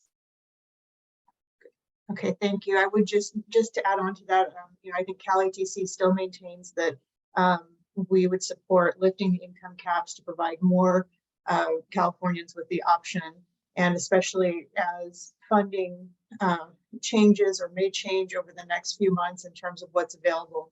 I'd just like to strongly encourage CARB to take another look at that depending on the funding situation. Thank you. Thank you, Laura. Next up, we have Paul Hernandez. Paul, I have unmuted your mic. Hi, everyone. This is Paul Hernandez with EBCE. Thank you for the presentation today. I had a quick question in regards to eligibility. Would this also apply to fleets and car share, and as well as municipal fleets, which are also eligible under CVRP? Or is this exclusively focused on the target market of households? So this proposal, as we're talking about now, focuses on the individual increased rebate applicants. However, we do recognize that public fleets that operate in disadvantaged communities are eligible for these increased incentive amounts. So we can keep that conversation going, but I think it's in at least staff's point of view that would be the same. So the public fleets operating in disadvantaged communities would be able to take advantage of a higher incentive amount. But again, that's not set in stone, and we welcome any additional feedback on that. Okay, thank you for that. Appreciate it. Next up, we have Chris Chavez. Chris, I've unmuted your mic. Yeah, thank you. Chris Chavez, Coalition for Clean Air. Just first of all, wanted to thank staff and taking our comments. I know Coalition for Clean Air, Charge Ahead has submitted, we've had a number of conversations on the Clean Cars for All program, and certainly appreciate seeing some of the changes from the initial concepts. One question I just wanted to get some clarity on is regarding, and perhaps the Valley Air District person asked this unfortunately, but I had a computer issue that came up during that question. But if not, so since it's clear that the district-based programs are going to continue, is there still the possibility of overlap between the statewide program and the air district program? So basically, is it possible that like two programs will be coexisting in the same area going forward?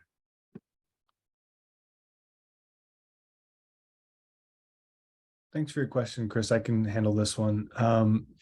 Chris, there should not be any overlap as we're designing it right now. There will be districts will have able to administer the programs in their own jurisdictions, and outside those jurisdictions will be the statewide program. Of course, there are some boundary areas where there could be some questions, but I think that'll be very minimal in the grand scheme of things. The districts are very clear on where their jurisdictions begin and end. And anyone inside of those jurisdictions will be applying to their programs, and anyone outside will be intended to go to the statewide program. Got it. Got it. All right. Well, thank you very much for that clarification, and certainly appreciate that. And again, I would just go back to my comment I made during the AB630 report section of the presentation. It's just saying, we really just keeping track and making sure that we're maximizing the amount of dollars going to disadvantaged community census tracts. I think the proposal to increase the incentive amounts for disadvantaged communities is certainly welcome.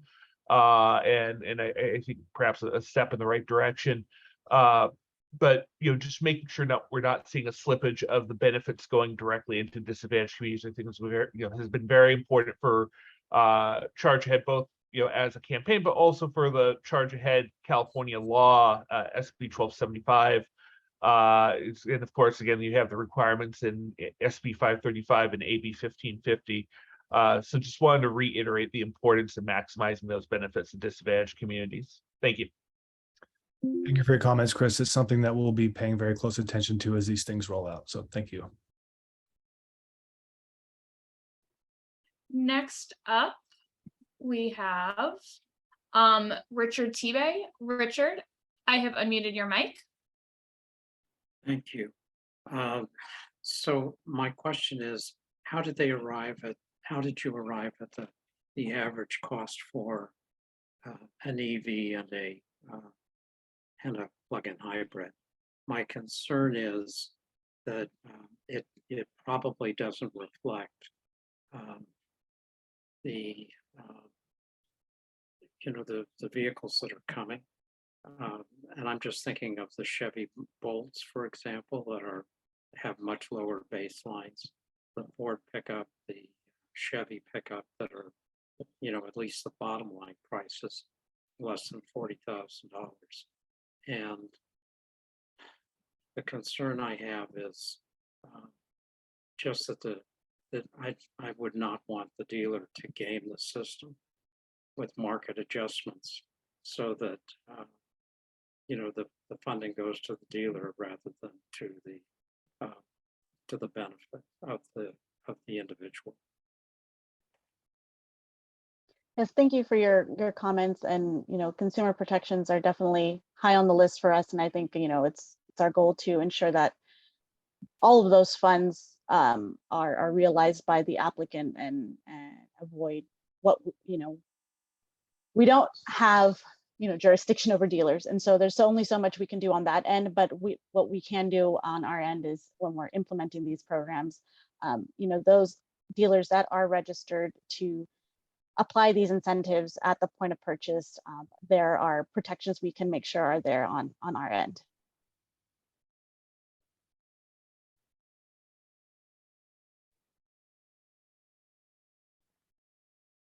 Okay, next up is Brett Zuner. Brett, I've unmuted your mic. Thank you. Yes, and thanks for updating us on this really important stuff, because I think it's been a long time coming, and especially with the current economic situation, this will be really welcomed news. One quick comment on the last participants, pointing out the risk of the dealers doing markups. I just wanted to point out that there's some positive news coming out, like Ford, for example, is moving for all EVs to just be through Ford corporate to avoid dealer markups. So they're actually removing the dealers from their EV sales because they've seen the markups happen. Others, I don't think, are taking that approach, but General Motors has committed to, developing an action kind of system and just addressing any fluctuations in price. So I think it may be surprising to some folks, but to see at the top level from the OEMs themselves, it seems like they also are aware of this. So I'm hopeful, maybe naively so, that CARB and at the state level especially, that y'all will be able to work with the OEMs, hopefully, to make sure that the prices don't get gouged, especially in our lower income communities that typically do see such practices regularly, being charged different rates. So I'm semi-hopeful there, but I guess we'll come to see. The one question I did have though here was regarding the participants who are currently in limbo.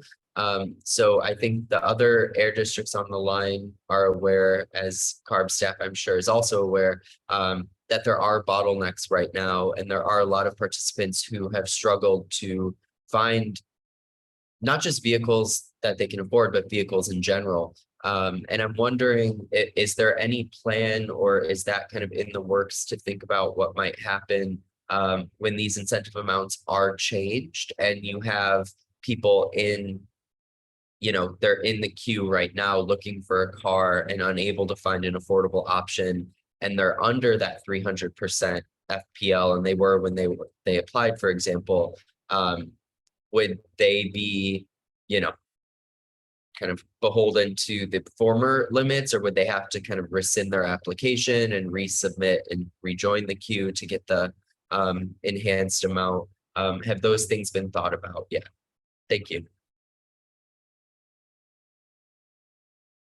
Thanks, Brett. I'm gonna turn it over to the CC4A team to tackle that question.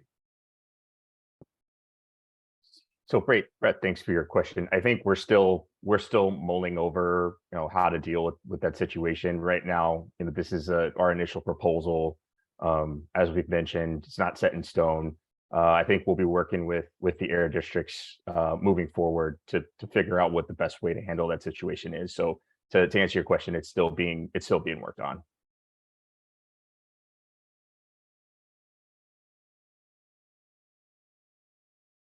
Thank you.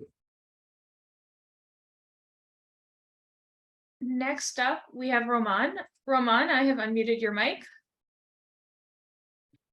Thanks, Aria. This is Roman Partia Lopez with the Greenlining Institute. Yeah, just to build off, well, first off, thank you for the slides here. This is appreciate y'all being transparent about your thought process here on increasing incentive amounts, and definitely being responsive to previous comments that the Greenlining Coalition for Clean Air, the Charge Ahead Coalition have provided regarding this program, as well as the statewide expansion. Just to build off of what I think Rick Tibay mentioned earlier, I think it's going to be really important to think through those consumer protections, right? I hear what Brett is saying, and that there's going to be some more direct sales happening around EVs, but updating obviously the implementation manual to reflect those consumer protections, it's going to be really critical. And for those that do still require going through a dealership, that those dealerships that are participating in the program are aware of what those consumer protection is, to avoid seeing those markup costs right on these vehicles, because now there's such a much higher incentive amount that folks are be eligible for. And so again, being really clear of what those are. In regards to the distinction between who administers what, right? Like programs for the air districts and then programs for the statewide administrator, we appreciate that. Just a question on the budget numbers, and I know that's not what is being discussed here today. That'll be for next week in the next workshop, because I know you are still working through the details of that. But I'm curious whether the allocations are going to reflect that shift, right? Because before it was a much more significant dollar amount for statewide expansion and then lower for the air districts. But now with this shift to having the air districts administer their whole district, just curious whether that will also be reflected in the budget amounts that we see.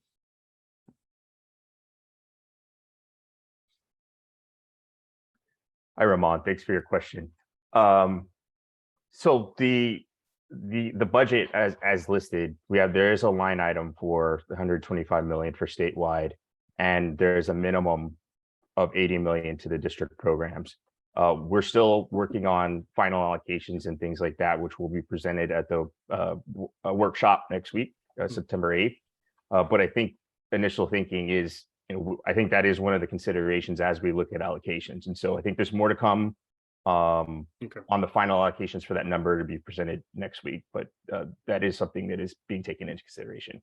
Right. Thanks, Aaron. And then one last comment. Regarding kind of the proposed increased incentive amount for those in disadvantaged communities, definitely want to uplift that. And something that, as Chris from Coalition for Clean Air mentioned, for Greenlining, for CCA, for Charge Ahead Coalition, we want to see the increased focus on getting more incentives into disadvantaged community census tracts, low-income households in disadvantaged community census tracts. As we've looked at some of the data, some of the incentives have been going to zip codes, obviously around there, or to low-income households in other areas.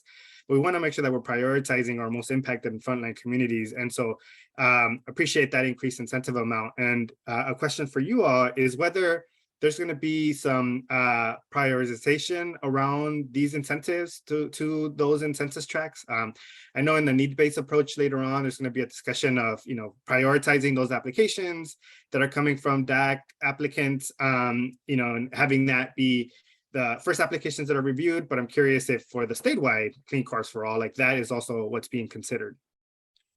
Yeah, absolutely. I think you kind of jumped ahead there. I mean, I think looking at the needs-based implementation, there is going to be there is going to be some prioritization to those that need, the funding the most, for the statewide program. So I think that's a kind of a segue. I think we have another raised hand, but yes, there is going to be, a needs-based implementation for statewide, and there, that prioritization will be considered.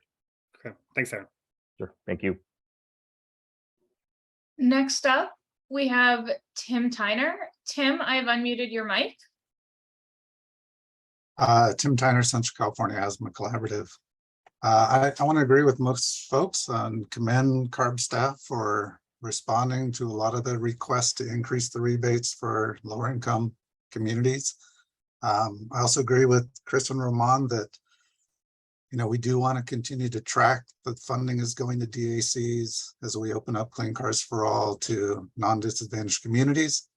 We totally support lower income families in non-disadvantaged communities should be eligible, but we too don't want to see any backsliding of where the resources are going. I would like to see, seeing these numbers now, I'm really curious to see what John's analysis of affordability would look like with these changes in the incentives. And, if CSE could put something together with these increases and incorporating some of the comments that Brett and others made about some real world scenarios about costs and other things. And if there's a way to bring, the federal rebate into this for those who are in those income levels, it's hard for us to educate some of the residents about how the federal rebate and how the changes might impact them, not knowing their liability and not knowing in 2024 if the rebate can go to the dealer, is it going to matter what their liability is? And I think, lastly, my only concern, and again, I'm really pleased to see these increases.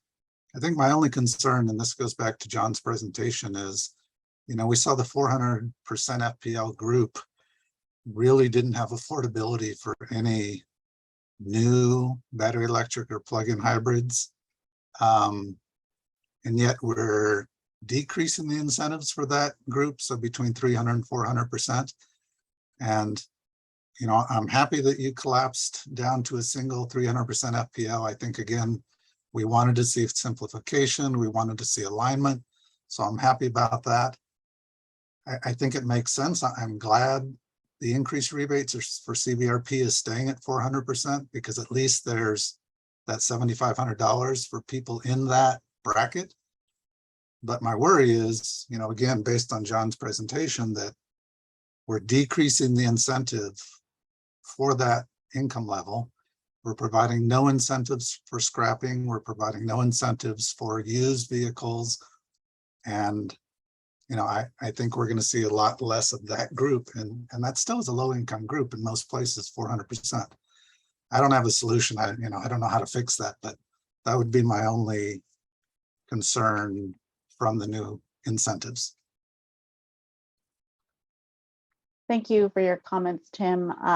In terms of the modeling, yeah, it definitely, we can go back and make some adjustments there based on what this proposal looks like, as well as folding in the new federal incentives with the Inflation Reduction Act and how that's going to impact vehicles. I think we're still trying to wrap our heads around that and what vehicles are going to be eligible and how, when that might be realized, as well as the federal used EV incentive that will be coming to the market soon. And so those are definitely things we are taking into consideration and what we can include in the modeling going forward. And I'll turn it over to Aaron to follow up on the other comments. Yeah, Tim, I appreciate your comments. I think what we've tried to do with this proposal is really a balance of very, very limited budget with getting funding to those that need it the most. And so, I think what we need is, quite frankly, we need the legislature to give us more money. And, we've had to really strike that balance with the need for increased incentive amounts with, these, lowering these income tiers and making sure that it is a needs-based program and making sure that the amounts per vehicle is enough to get those in most need into the newer vehicles. So we definitely appreciate your comment. I just wanted to touch on that. I mean, we've really had to strike that balance given the the budget and how much it was slashed and just in general the limited amount of funding going to these programs. So we really want to make sure we're focusing on lowest income disadvantaged communities. So definitely hear you, appreciate your comment, but I just wanted to kind of provide some context on how we approached how we were approaching this proposal. Yeah, no, and I appreciate that, Aaron. I think we are all expecting more money from this that would perhaps allow the opportunity to continue to fund this other income level. And I can't disagree with the approach. We've been advocating to bring as much resources to the lower income group. This proposal does that. So, not everyone is going to win with the funding we have, but maybe we can keep looking for opportunities when available to find ways to support the 300 to 400% FPL group. Thank you,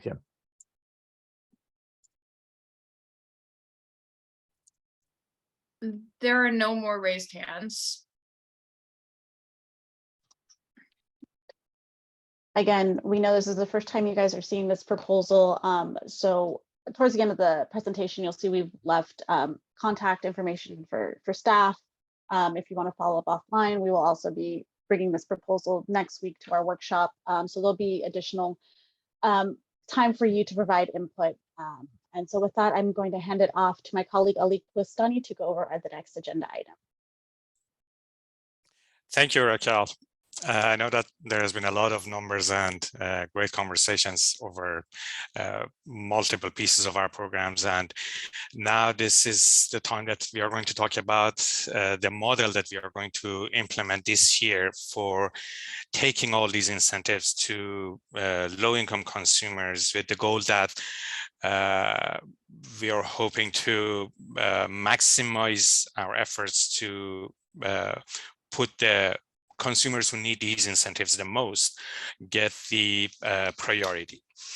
With that, at this point of the presentation, I'm going to touch on the final needs-based model that we will be adopting in our equity-focused vehicle purchase incentives program this year. As you know, last year, board approved our proposal to depart from first come, first serve model and transition to a need-based model where we can better target and serve our low-income consumers. Piloting financing assistance project on their two programs with slightly different approaches for a few years provided us that low-income consumers need more time and support to complete application processes and purchase a clean vehicle. Due to the high demand and limited available funds, we faced program closures multiple times. That was unfortunate, but we realized that oftentimes these consumers who need these incentives the most are left behind and couldn't benefit from what we had to offer. with the needs-based model, where applicants are going to be prioritized based on their needs, we aim to distribute our limited funds more equitably. The model is designed around the common criteria of very low-income consumers to better target and provide additional support and assistance throughout the process, from application to financing and purchasing the vehicle. With adoption of this model and intentional targeting on those who need incentives the most, we aim to keep the program open year-round and ensure funding is available when they are ready to make the purchase. We propose multiple criteria, and after working with stakeholders and taking your feedback into consideration, the needs-based model is framed with 4 major criteria. Number 1 is living in disadvantaged or low-income communities. Having annual income less than 225% of federal poverty level, and participation and eligibility in other state low-income programs such as Medicaid, SSI, CAPI, CalWORKs, HOT, Section 8, and potentially others are another one. And lastly, those who need financial counseling or help to improve their credit scores to become eligible for benefiting from equitable loans that we offer through the project financing assistance, and those are the guaranteed loans. These are the major common criteria we observed through multiple years that impacted those who were left behind. And we plan to minimize these impacts and make sure that our funds are distributed equitably. How the needs-based model will be implemented. This infographic is the general framework that our policies help direct and for the implementation of the model. Based on the multiple rounds of conversations and your feedbacks, the model would be like a 3-lane highway that right at the gate and entrance, any application that lives in disadvantaged or low-income communities will be flagged as priority 1. They automatically fall into tier 1, which means applicants processing starts immediately to ensure if the applicant needs help with providing documents, financial or vehicle technology education, or any other steps of the process, get the proper help sooner through case management team. Based on the findings of the case management step, funds will be reserved for a reasonable amount of time to ensure that it's available when the consumer is at the finish line. For example, if a consumer with bad credit score living in a disadvantaged community is coming and automatically falls on into tier 1, the case management, as soon as they identify that there is a need for additional time to fix the credit score, to increase that and make consumer eligible for benefiting from low interest loans, immediately as resources will be allocated to make sure that consumers has enough resources and support to get into the finish line in a timely manner. If an applicant does not meet above mentioned criteria, but has an income less than 225% of FPL or is eligible for other state low-income programs mentioned before, it will fall under tier 2. This means that application will be processed expeditiously, but after tier 1, and the goal is up to maximum 3 days. The third lane or tier is for those who are only low income and do not meet eligibility criteria, but over the general rules of the program, they are eligible. And they do not meet the criteria for tier 1 and 2. The goal is just around 30 to 40 days, we can process their application with a proper resource allocation. We believe that assorting applicants with these measures will help us to attend to those who are in most need quickly and allocate resources effectively and efficiently with the goal that everyone has an equal opportunity to access incentives. I should mention that in the case program exhausts funding quickly such that program closure is forthcoming, Tier 3 and subsequently Tier 2 will be closed first with the goal to keep the funds available for Tier 1 applicants year-round. Lastly, we will use the most recent CAD virus screen to determine the disadvantaged or low-income community residency. With that, I will open it up for questions and comments from our attendees. Please use the raise hand function if you would like to ask a question or comment. If you're calling by phone, please press #2. Please state your name and affiliation before asking a question or making a comment. I would like to mention that at the end, if time permits, we are going to have more time for general questions if needed. Thank you, Ali. First up, we have Laura Wenger. Laura, I've unmuted your mic. Hi, Laura Wenger, Cali TC. This was really helpful. Thank you. And I just want to thank staff for all of this information, the transparency. It's just been really informative today. But really quickly, will this new process apply to all the equity purchase incentive programs? So Clean Cars for All, CVRP, and the Financing Assistance Program? Yes. As my colleagues previously mentioned, that our goals into bringing all these kind of programs closer and closer together is making it very simple for consumers, aligning as much as we can, and integration. So with the joint solicitation for statewide Clean Cars for All and financing assistance, we are taking a big step just to consolidate the processing for these two program application processing. And with the rebate now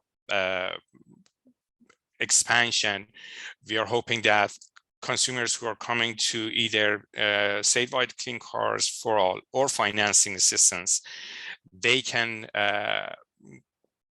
basically go through one application process, and with the coordination with rebate now, everybody, all those applicants are going to get, for low-income consumers, they are going to get what the stagnant incentives is there to be offered at the point of purchase. Thank you. Sure. Thank you for your comment. Next up, we have Chris Chavez. Chris, I've unmuted your mic. Great. Thank you once again, Chris Chavez, Coalition for Clean Air. Regarding the needs-based application, certainly, understand and appreciate CARB's intent with this. I think one thing certainly we want to make sure to avoid, however, is situations where the program becomes more difficult to administer. So certainly, CARB should be mindful of that as it's developing the process. I know in our conversations with CARB as well, CARB staff as well, that the part of the process is going to be designed with the whoever is selected as the statewide administrator of the program. I would certainly encourage and urge CARB and the administrator that as you're designing that needs-based process, that it's done, that development process is done publicly with community and stakeholder input. Particularly, I think the two important folks to reach out to and work with are, one, the people or the organizations that are currently running and administering the program, learning what's worked well, what can be improved, other just some of the lessons learned over the last however many years that Clean Cars for All has been around. But most importantly, also with the folks who are actually going to benefit from this program and the disadvantaged communities and their community-based organizations or representatives who interface with those areas on a daily basis, just to get kind of idea of what's happening on the ground and what their needs are, and what this application process, how that application process can address those needs.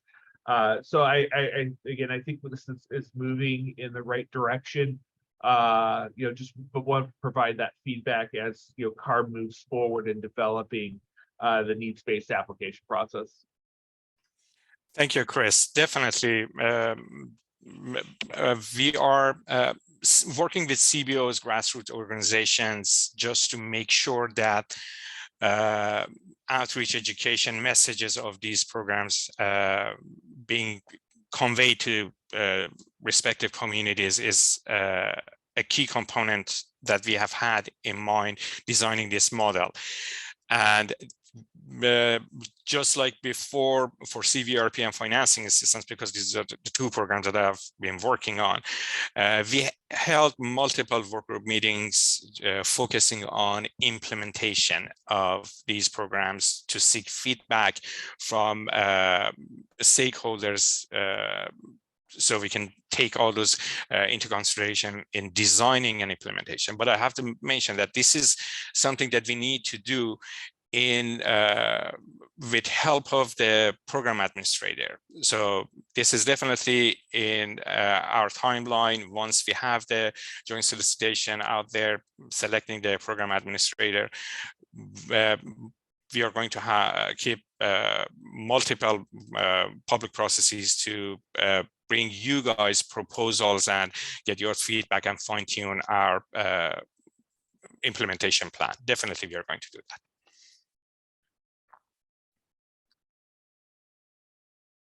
Thank you. Next up, we have Tareya McCumber. Tareya, I've unmuted your mic. Well, thank you. This is Tareya McCumber. I use she, her pronouns. I'm Director of Clean Mobility Programs at Grid Alternatives and Director of Access Clean California. I think it was Chris who was just speaking right before me. And I wanted to say great thought and comment and suggestion. I will say that Ali and Lisa, as well as Grace, have all come to the Access Clean California monthly outreach partner meeting, I think a couple of times now, and the outreach partner monthly meeting is a meeting that Access facilitates every month for our 22 outreach partners that are a part of the Access Clean California network. They workshop this directly with a group of community-based organizations, as well as grassroots and grass tops organizations as well. So I will say that Ali and the team has connected. And then second thing is, Access Clean California started in 2018, and the first thing we did was kind of a pre-pandemic when you could just kind of travel a little bit, but we did do a really neat thing visiting with each program administrator out of CARB and really trying to understand the nuances of each application process, because one of our requirements is trying to figure out how to reduce barriers for applications, but also try to start centralizing the application. So a lot of this work has been done, and we're just excited to see it actually being operationalized. So I'm just excited listening to all of these amazing proposals that you all have. Thank you. Thank you, Tareya, and thank you for all your cooperation, supports, and constructive feedbacks and opportunities for us to come to your events and benefiting from yours and outreach partners' feedback. Thank you. Next up, we have Roman. Roman, I have unmuted your mic. Thanks, Aria. Yeah, Roman Partia Lopez with the Green Lining Institute. Yeah, thanks, Ali, for this overview. This is helpful. Want to uplift CARB's work on this, and again, trying to be responsive to feedback that Green Lining and the Charge Ahead Coalition has provided in the past. Just a couple of thoughts and a couple of questions, but I think first off, again, I appreciate this move to a need-based approach. I think it's one that we've been supportive of and want to see want to see implemented, right? To ensure that those that are most in need have access to these incentives. Because again, as I mentioned earlier, we continue to see a gap, right? Especially from low income households that live in disadvantaged community census tracts. And even though I think this is definitely a move in that direction to a need-based approach, just looking at this 3-lane highway approach that you have in front of us, I still feel a little bit like we're not quite there yet. And in part, I feel like it's still somewhat of a first come, first serve process because you're receiving all the applications at once and then prioritizing based on, these different criterias that are there. I think if we really want to be intentional and develop a true need-based approach that is centering equity and delivering equity outcomes, it's not just about creating equal opportunities, as you mentioned, right? You mentioned you want everyone to have equal opportunity to access the incentives. It means really prioritizing those with the biggest barriers, those that, we want to make sure that are receiving incentives. And, there's probably some more information on like how the 3-lane approach will get prioritized and how they will be held off and all of that. But I think we need to get to that level of detail, right? I think one of the things we had suggested was, yes, a phased approach, right? But one that really starts and says, right, for right now, we're focusing in on disadvantaged and low-income households in disadvantaged community census tracts. And then once that's maximized, then we kind of work our way out, right? So, and that starts feeling more like a need-based approach rather than one that what we have here. I mean, what we have here is moving in that direction, right? But I think we could definitely be more intentional. And I think, just from my previous comments, I hear what you're saying about some of this has to be addressed or resolved once we have an administrator. And I keep hearing that, and I want to continue to push back on that because I feel like we need to resolve all of these policy related recommendations now rather than once we have an administrator, because once we move to have an administrator, a lot of that happens behind closed doors. It doesn't happen in this public transparent process.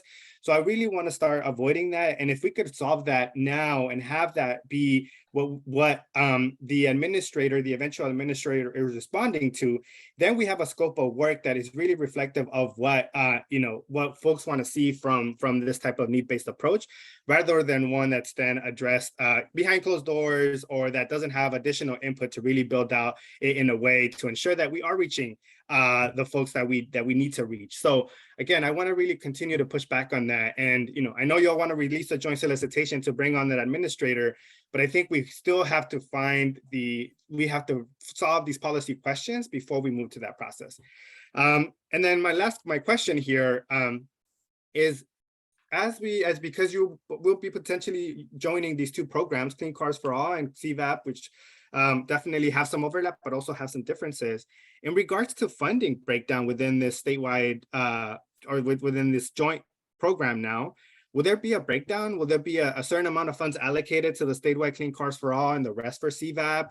Or will it kind of just be, again, on a first come, first serve, and whichever applications are received, depending on the criteria that you've laid out here, that's sort of what will be funded? Thank you for comments, Roman. With respect to implementation, we have had in the past multiple public processes developing our implementation design through public settings. We brought proposals, took your feedback, and we have implementation manuals that we shared with public, with stakeholders, and sought feedback. And we intend to do so moving forward. There are certain aspects of the program implementation that we have to rely on a program administrator. There are certain expertise and support that we just solely rely on our program administrator. Without them being on board, we cannot get to the point that we have a proposal to put forward so we can have a public work group and discuss over that. This is going to happen once we have the joint solicitation and have a program administrator in place. These are all framework, high-level policies that we are going to move into that direction. With respect to your first comment on the still, this is more like a first come, first serve.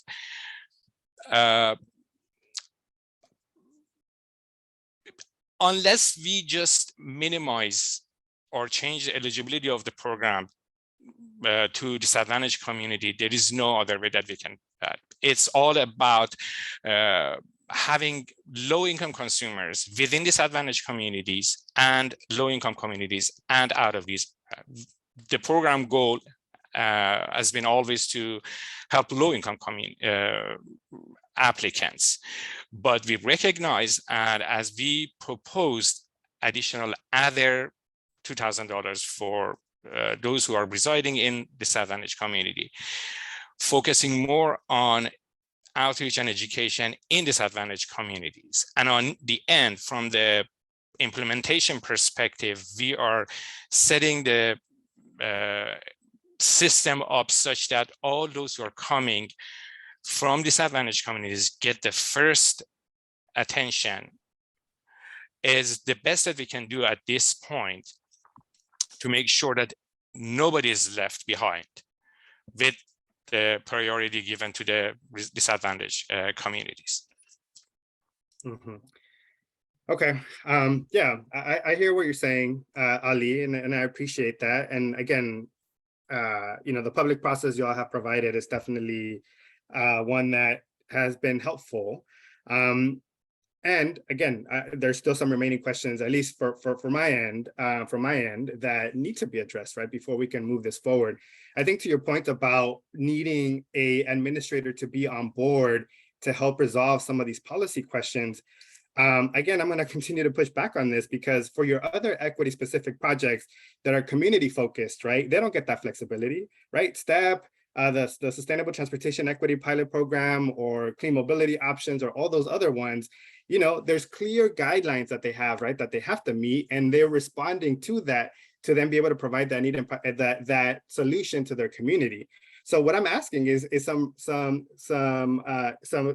for this process to kind of reflect that, right? If we're putting that level of that type of requirement on community organizations who are coming together to submit proposals that are very specific, right here, I think we need to start moving in that direction, right? So that we're all clear on exactly what that administrator is going to respond to, and not just allowing that to happen again afterwards, right? Unless you all then start developing a process where it's clear of what they're doing, what their proposal, not just what their proposal was, but what they're going to do to address those policy questions through a public process, right? Rather than reporting on it at the end of the year or at some other time. I think, I'm just really trying to ensure that we're creating transparency and procedural equity in this process, because there's been a lot of questions over the last few months around these issues, and whatever we can do to clear up or provide more transparency, I'm hoping that we can that we can start doing. And I think one of those is having these policy questions answered before getting an administrator, and then allowing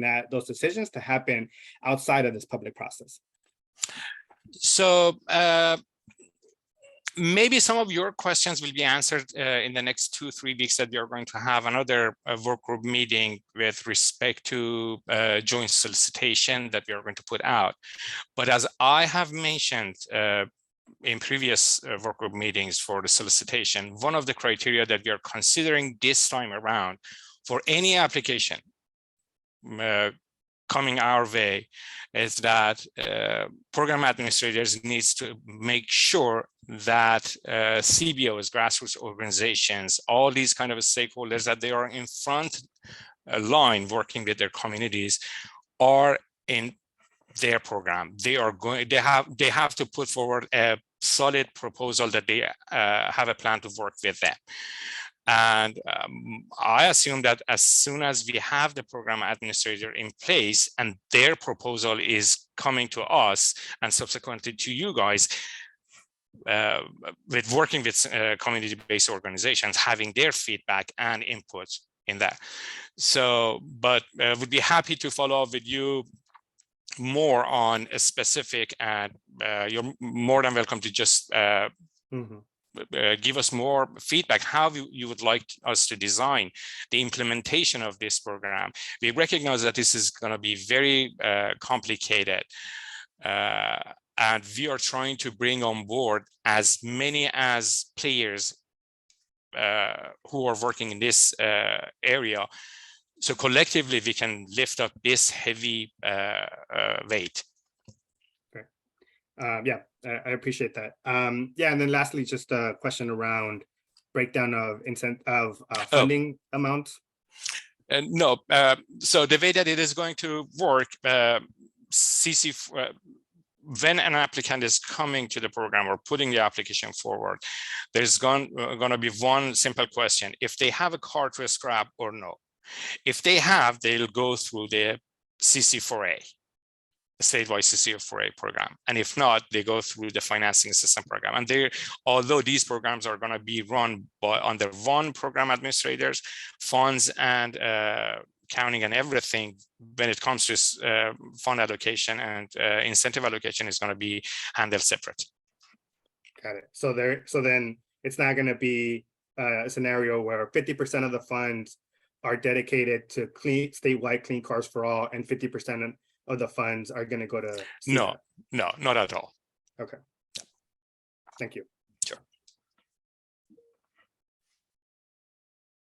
Thank you. Next up, we have Brett. Brett, I have unmuted your mic. Thank you, Arya, and thank you, Ali, and everyone else for the presentations today. I'm Brett Zuner with the Foundation for California Community Colleges, and yeah, just want to plus one what Chris and Taria and Roman have all said, and especially I guess the point around, well, I guess it's not plus oneing it in a way, because pushing back on the making it too complicated for the administrator, I think there needs to be that fine balance, because I think it's okay to ask administrators to do more and to have a more hands-on process and do deeper case management that it might be more complicated. And finding that balance and just making sure that CARB, if that's what CARB is saying, like, we want, that's what the state says we want to do, making sure that there's funding there for that, so that administrators can hire enough case managers, that the case managers staff makes a livable wage and is able to get paid, yeah, just to live a dignified life doing that work and helping others get vehicles and or non-vehicles, just getting access to mobility in general. And I think that's already happening. And so I just want to emphasize, though, I don't think it's a negative thing to add to the program requirement, well, not the program requirements, but for the administrators and case managers to complicate their process a little bit, because we know that would make it better for the consumer. So not making it complicated for the applicant and residents, but yeah, just believing in our case management staff that they can do it, and they can support folks as long as we're supporting them and we have the means and resources to do so. And I guess with that, I just raised that I had a similar thought to Roman about the the different tracks or the 3 lanes, so to speak, but that it does seem like it is still a little first come first serve, like within the 3 lanes a bit. And I guess in my mind, way back when we started talking about the needs-based model, in my mind, I envisioned, we've heard stories about folks who it's a single parent household and they have one vehicle that they rely on to get their kids to go to school, to meet healthcare appointments and make money. We've heard people talk about how folks now rely on income from DoorDash or other vehicle related delivery services or ride sharing. If somebody in that situation were to lose a vehicle, they're going to need a vehicle right away. And if we're not able to meet that demand and meet that need, those folks will probably go out and get a, used older internal combustion vehicle out of just dire necessity. And so to emphasize that point, I wonder, I think what we talked about today was needs-based, but still a very quantitative methodology, which I think why I started with the comment about case management capacity. I think the quantitative method of determining a need and doing needs-based approaches makes sense when we want to limit the burden, quote unquote, on case management and administrators. But I think at the end of the day, we eventually have to grapple with the fact that need shows up in so many different ways. And if we truly want to have a needs-based model, we're going to have to get our hands a little bit dirty in the context of qualitative, case by case. And I would love to see, I know that kind of already happens in programs, but I would love to see that really uplifted and that we speak more openly about it and bring that conversation to communities, like Roman was saying, and others have said, to talk to folks to be able to, somebody comes to this program, they only have one car in the household and they lost that car, or they got in an accident and they're looking for, because, if somebody gets in an accident, they have to get a new car and they're low income, they're going to get some money for that. They have to spend that within X amount of days, or the insurance company, they get in trouble with that. How can we help folks then get a more reliable, better for the environment car, better for their pocketbook car? And I don't know that this needs-based approach will address that. And maybe I'm missing something, but I guess I'm just wondering, is there thought about the more granular, like those qualitative, like case-by-case moments? And is there the idea that we would give that discretion to administrators and that we would, give enough capacity to administrators to be able to deal with those case-by-case moments? Because I do think that would really define in my eyes and others what needs-based approach means. So thank you. Thank you, Brett. Appreciate your comments. Yes, we are going to do that. And actually in the past iteration of this needs-based model that we have been working, one of the criteria that we proposed was that referrals through CBOs, those cases and instances that you mentioned, unfortunately, it is going to be very burdensome for program administrators to handle. Already is going to be a higher price tag for program implementation with the needs-based model and case management, the level of case management that we are going to provide. That's what we are hoping to rely on CBOs when they are on board and working closely with program administrators, so we can create some kind of qualitative channel, quantitative measures that CBOs do the qualitative assessments and refer them to program administrators that put them in such a position that they can benefit from stakeholders. And I assume that this is going to be on our list for once we launch the program. These are the level of details that we can work with CBOs and other stakeholders with respect to fine-tuning the implementation program. And definitely we are going to do that. Looking forward to your comments and feedback. Thank you. Thank you. Next up, we have Jonathan Changus. Jonathan, go ahead and unmute yourself. Great, thank you. Appreciate the opportunity to comment. And I think this is a really critical issue, and it is, it's complex, and it's, as we're hearing, incredibly relevant. So appreciate the work that's been put into this by both CARB as well as stakeholders trying to advance the conversation where we're at. It does feel like there's still more work, as we've all noted, kind of going forward. I had kind of a couple of questions and comments. The first was, one of the concerns, it sounds like, is that the current program designs with first come, first served, the money's there and then the money's gone. And if you were able to participate, fantastic for you, but others that may need additional assistance or may need longer time are left out. First question is, in the past, to avoid recognizing that, CVRP had a specific set aside of funding that was specific for the low-income communities to get the increased rebate. And that funding was a separate pot that, and we saw multiple times where the standard rebate would run out of funding, but there was still funding for low-income communities throughout until the next appropriation. I was wondering if that idea of making sure we're setting aside funding for those high priority, the tiers as you've identified them, was a consideration is the first piece. And then the second one is in thinking about more qualitative or subjective criteria is trying to really understand the verification piece of that, in which it will absolutely help folks that have more unique circumstances get through, but we've also seen it creates potentially a lot of opportunity for others that aren't the intended audience to take advantage of a more subjective process. And so what would be the parameters? And this is more of a question. I'm not discounting the role and value. I'm just seeking more information from folks that are supportive of the more qualitative pieces. What are the checks and balances that go into that to make sure that folks who aren't the intended audience don't try and take advantage of it, especially since we're talking about much larger sums of money?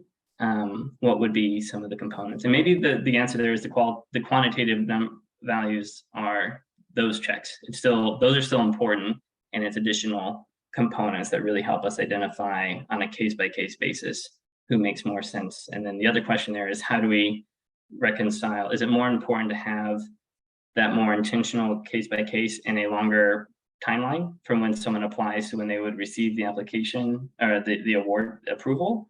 Or is it to move expeditiously on the award approval and balancing out those needs and interests? Because it seems like if we're going on a deeper dive on a case-by-case basis that necessarily involves process and time, that wouldn't move as expeditiously. And I'm curious from folks that work especially more closely directly with the community if, yes, additional time to help those in greater need is more important as a rule of thumb than a general expedited process across the board. That feels like a pretty significant policy check. And so just hoping to hear more from both CARB and stakeholders on those issues. Thank you, Jonathan. Yes, this has always been a concern that, for example, recently we have seen multiple cases of folks taking advantage of financing assistance incentives and purchasing by the program rules that we tend to keep very simple and make it simple very for consumers. They are purchasing over $100,000 vehicles. That's why we are going to put MSRP cap or purchase price cap. And in addition to that, other measures to make sure that these limited dollars are for those who need them the most. And again, I can't say it enough that how much we are banking on working with CBOs, those community members, to help us create an implementation plan or design the implementation program to make sure that they get what they need and they deserve. Thank you. Next up, we have Tim Tyner. Tim, I've unmuted your mic. Thank you. Tim Tyner, Central California Asthma Collaborative. Yeah, there have been a lot of great points. I don't want to reiterate what everyone has said. Ali, I'm really happy to hear you emphasizing the role of CBOs. I know other folks have said CBOs should have input into the process. We firmly believe CBOs need to be a part of the process. CBOs can be your case managers.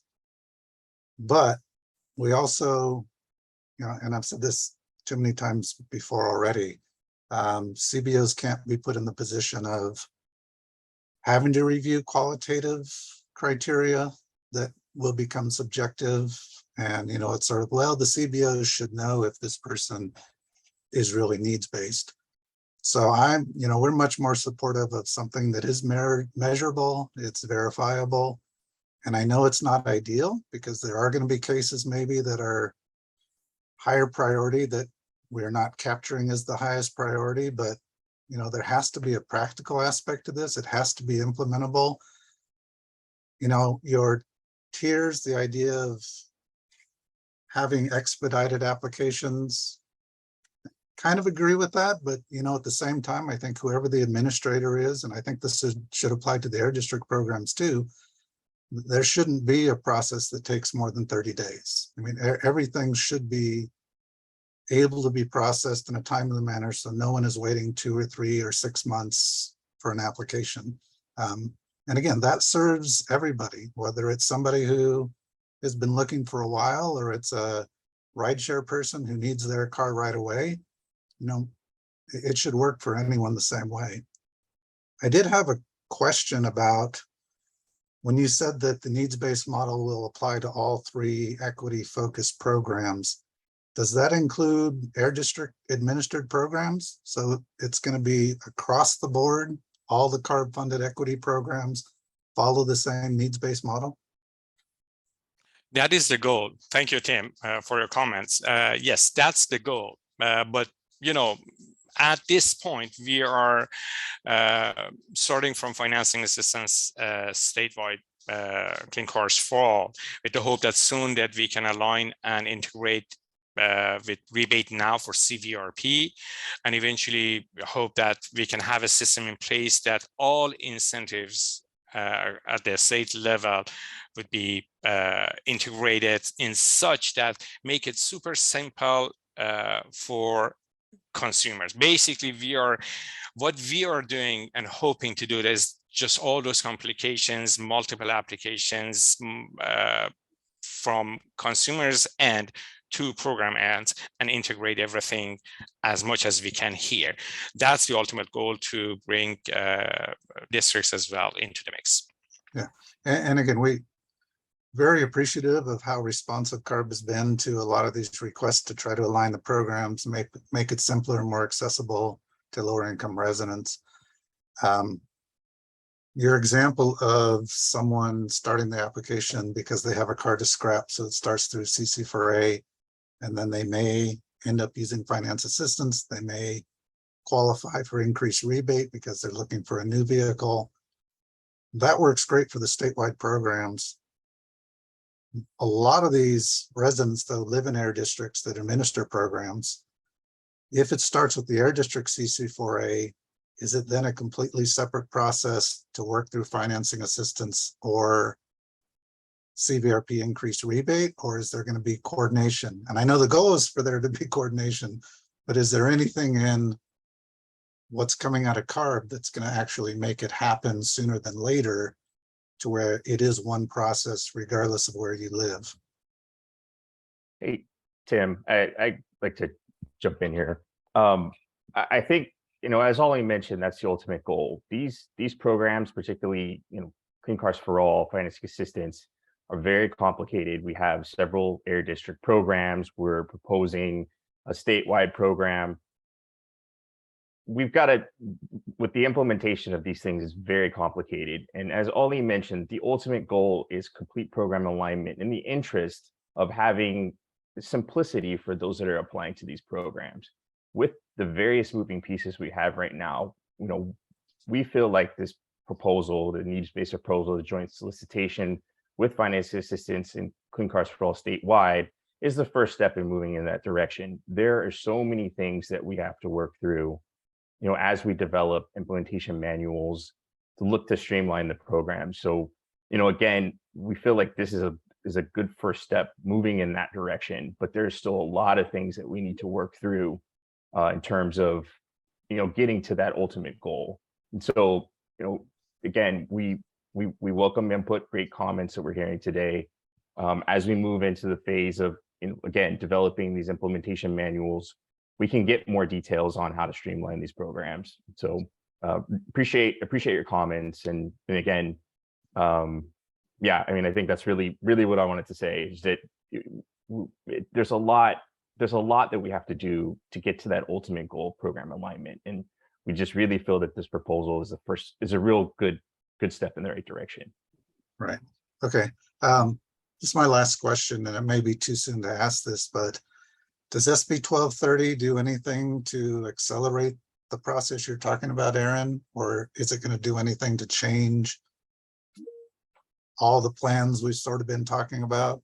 Or is this something that will be discussed over the next year, and maybe we'll see the impacts of that legislation in 2024?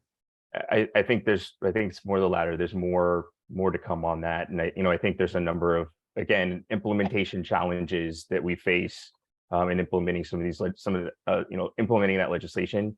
And so I think there's more conversation to come on that. But again, looking at the current proposal, we really feel like we're headed in the right direction to that ultimate alignment of these programs. So just really want to reiterate that. Great. Thank you. Appreciate everyone's time today. Thank you, Tim, for your comments. Thank you, Tim. Thank you. So we have time for one more comment. Brett, I have unmuted your mic. Thank you. I just wanted to follow up, I guess, on what was said and kind of respond to John and others. But I just wanted to point out that, there has been, I guess, what we would call fraud or abuse of the programs to date. And, you can just go on Reddit and search how to get a Tesla CVAP or how to get a Tesla CVRP and read all the threads about how people help each other out, like, oh, tell them this, do that, et cetera, et cetera. So we know how they do it, how they've been doing it, and that's been through quote unquote measurable and quantitative methods. So there's already been abuse of the programs with what we've been doing. So I don't think it's fair to say that a qualitative or quote unquote subjective approach would yield any more abuse of the program than we've already seen with quantitative. I think there's a bias in this country, in the world, really, that qualitative is inferior to quantitative, or that, if you have this number there, that somehow that will protect us. And we've seen that it won't. And we've seen abuse of the programs. And I think at the deepest core there's just trust and relationships in case management. And I think something that I've spoke with my team about for Place a Ride is viewing folks as people and seeing applicants as people and trying to develop a relationship as best you can, and getting to know your folks. I mean, granted, we don't have that much time with them and you need to keep things moving. I think that's where the CBOs helping with intake or helping with that first touch outreach is so important, because it is really about relationship building and trust building with communities. And we know that there's bottlenecks at income verification, working with the DMV. I know we all love the DMV. It's my favorite place to go. And, vehicle records, getting those, that can take weeks to months to deal with IRS and DMV, our two favorite public entities. Those are being addressed right now. I know there's a lot of momentum around income verification. I think we have a long way to go around streamlining vehicle record verification and taking that burden off of the applicant and doing that at a higher scale. But doing those things would open up the ability for case management to address things on a more granular level as needed. And there are ways to verify people's stories. I think we need to be careful about forcing people to just prove, their trauma. But we do, at the end of the day, as people have pointed out, need something to fall back on. But if somebody's saying that, their car got totaled and they only own one car, all you need is the insurance letter from their insurance provider that shows total loss of vehicle, and it matches that, yes, this household has one vehicle per the DMV. That's pretty solid proof, I would say. And so there are ways to verify those situations. Also, when we work with people and check income, you can see their pay stub, you can see where they work. You can see that they do work for Uber or Lyft or DoorDash, and that's their main source of income. And we do see that they just lost their car. Put two and two together, this person's in a very dire situation. I don't think that that's too much to ask of our case managers and program administrators, and I think it is necessary. So I think, we just have to really be honest about what it is that we want to accomplish with the program changes. And if we want to help those really most in need people arguably in crisis sometimes, I think that we should definitely have, the emergency lane. So use the highway example, there needs to be this emergency lane for people to advance and get cars immediately when they need them, because we do have people whose livelihood literally depends on access to their vehicle. So thank you so much. I really look forward to this process rolling out and engaging with everyone on this call, because I think we have the potential to really change things for the better working all together. So thank you. Thank you, Brett. There are no more raised hands. So Raquel, if you want to take it away. Yep, thank you. And thank you everyone for your questions and comments today. It's been very helpful. You know, I'm gonna spend the last few minutes going over some next steps before we close here today.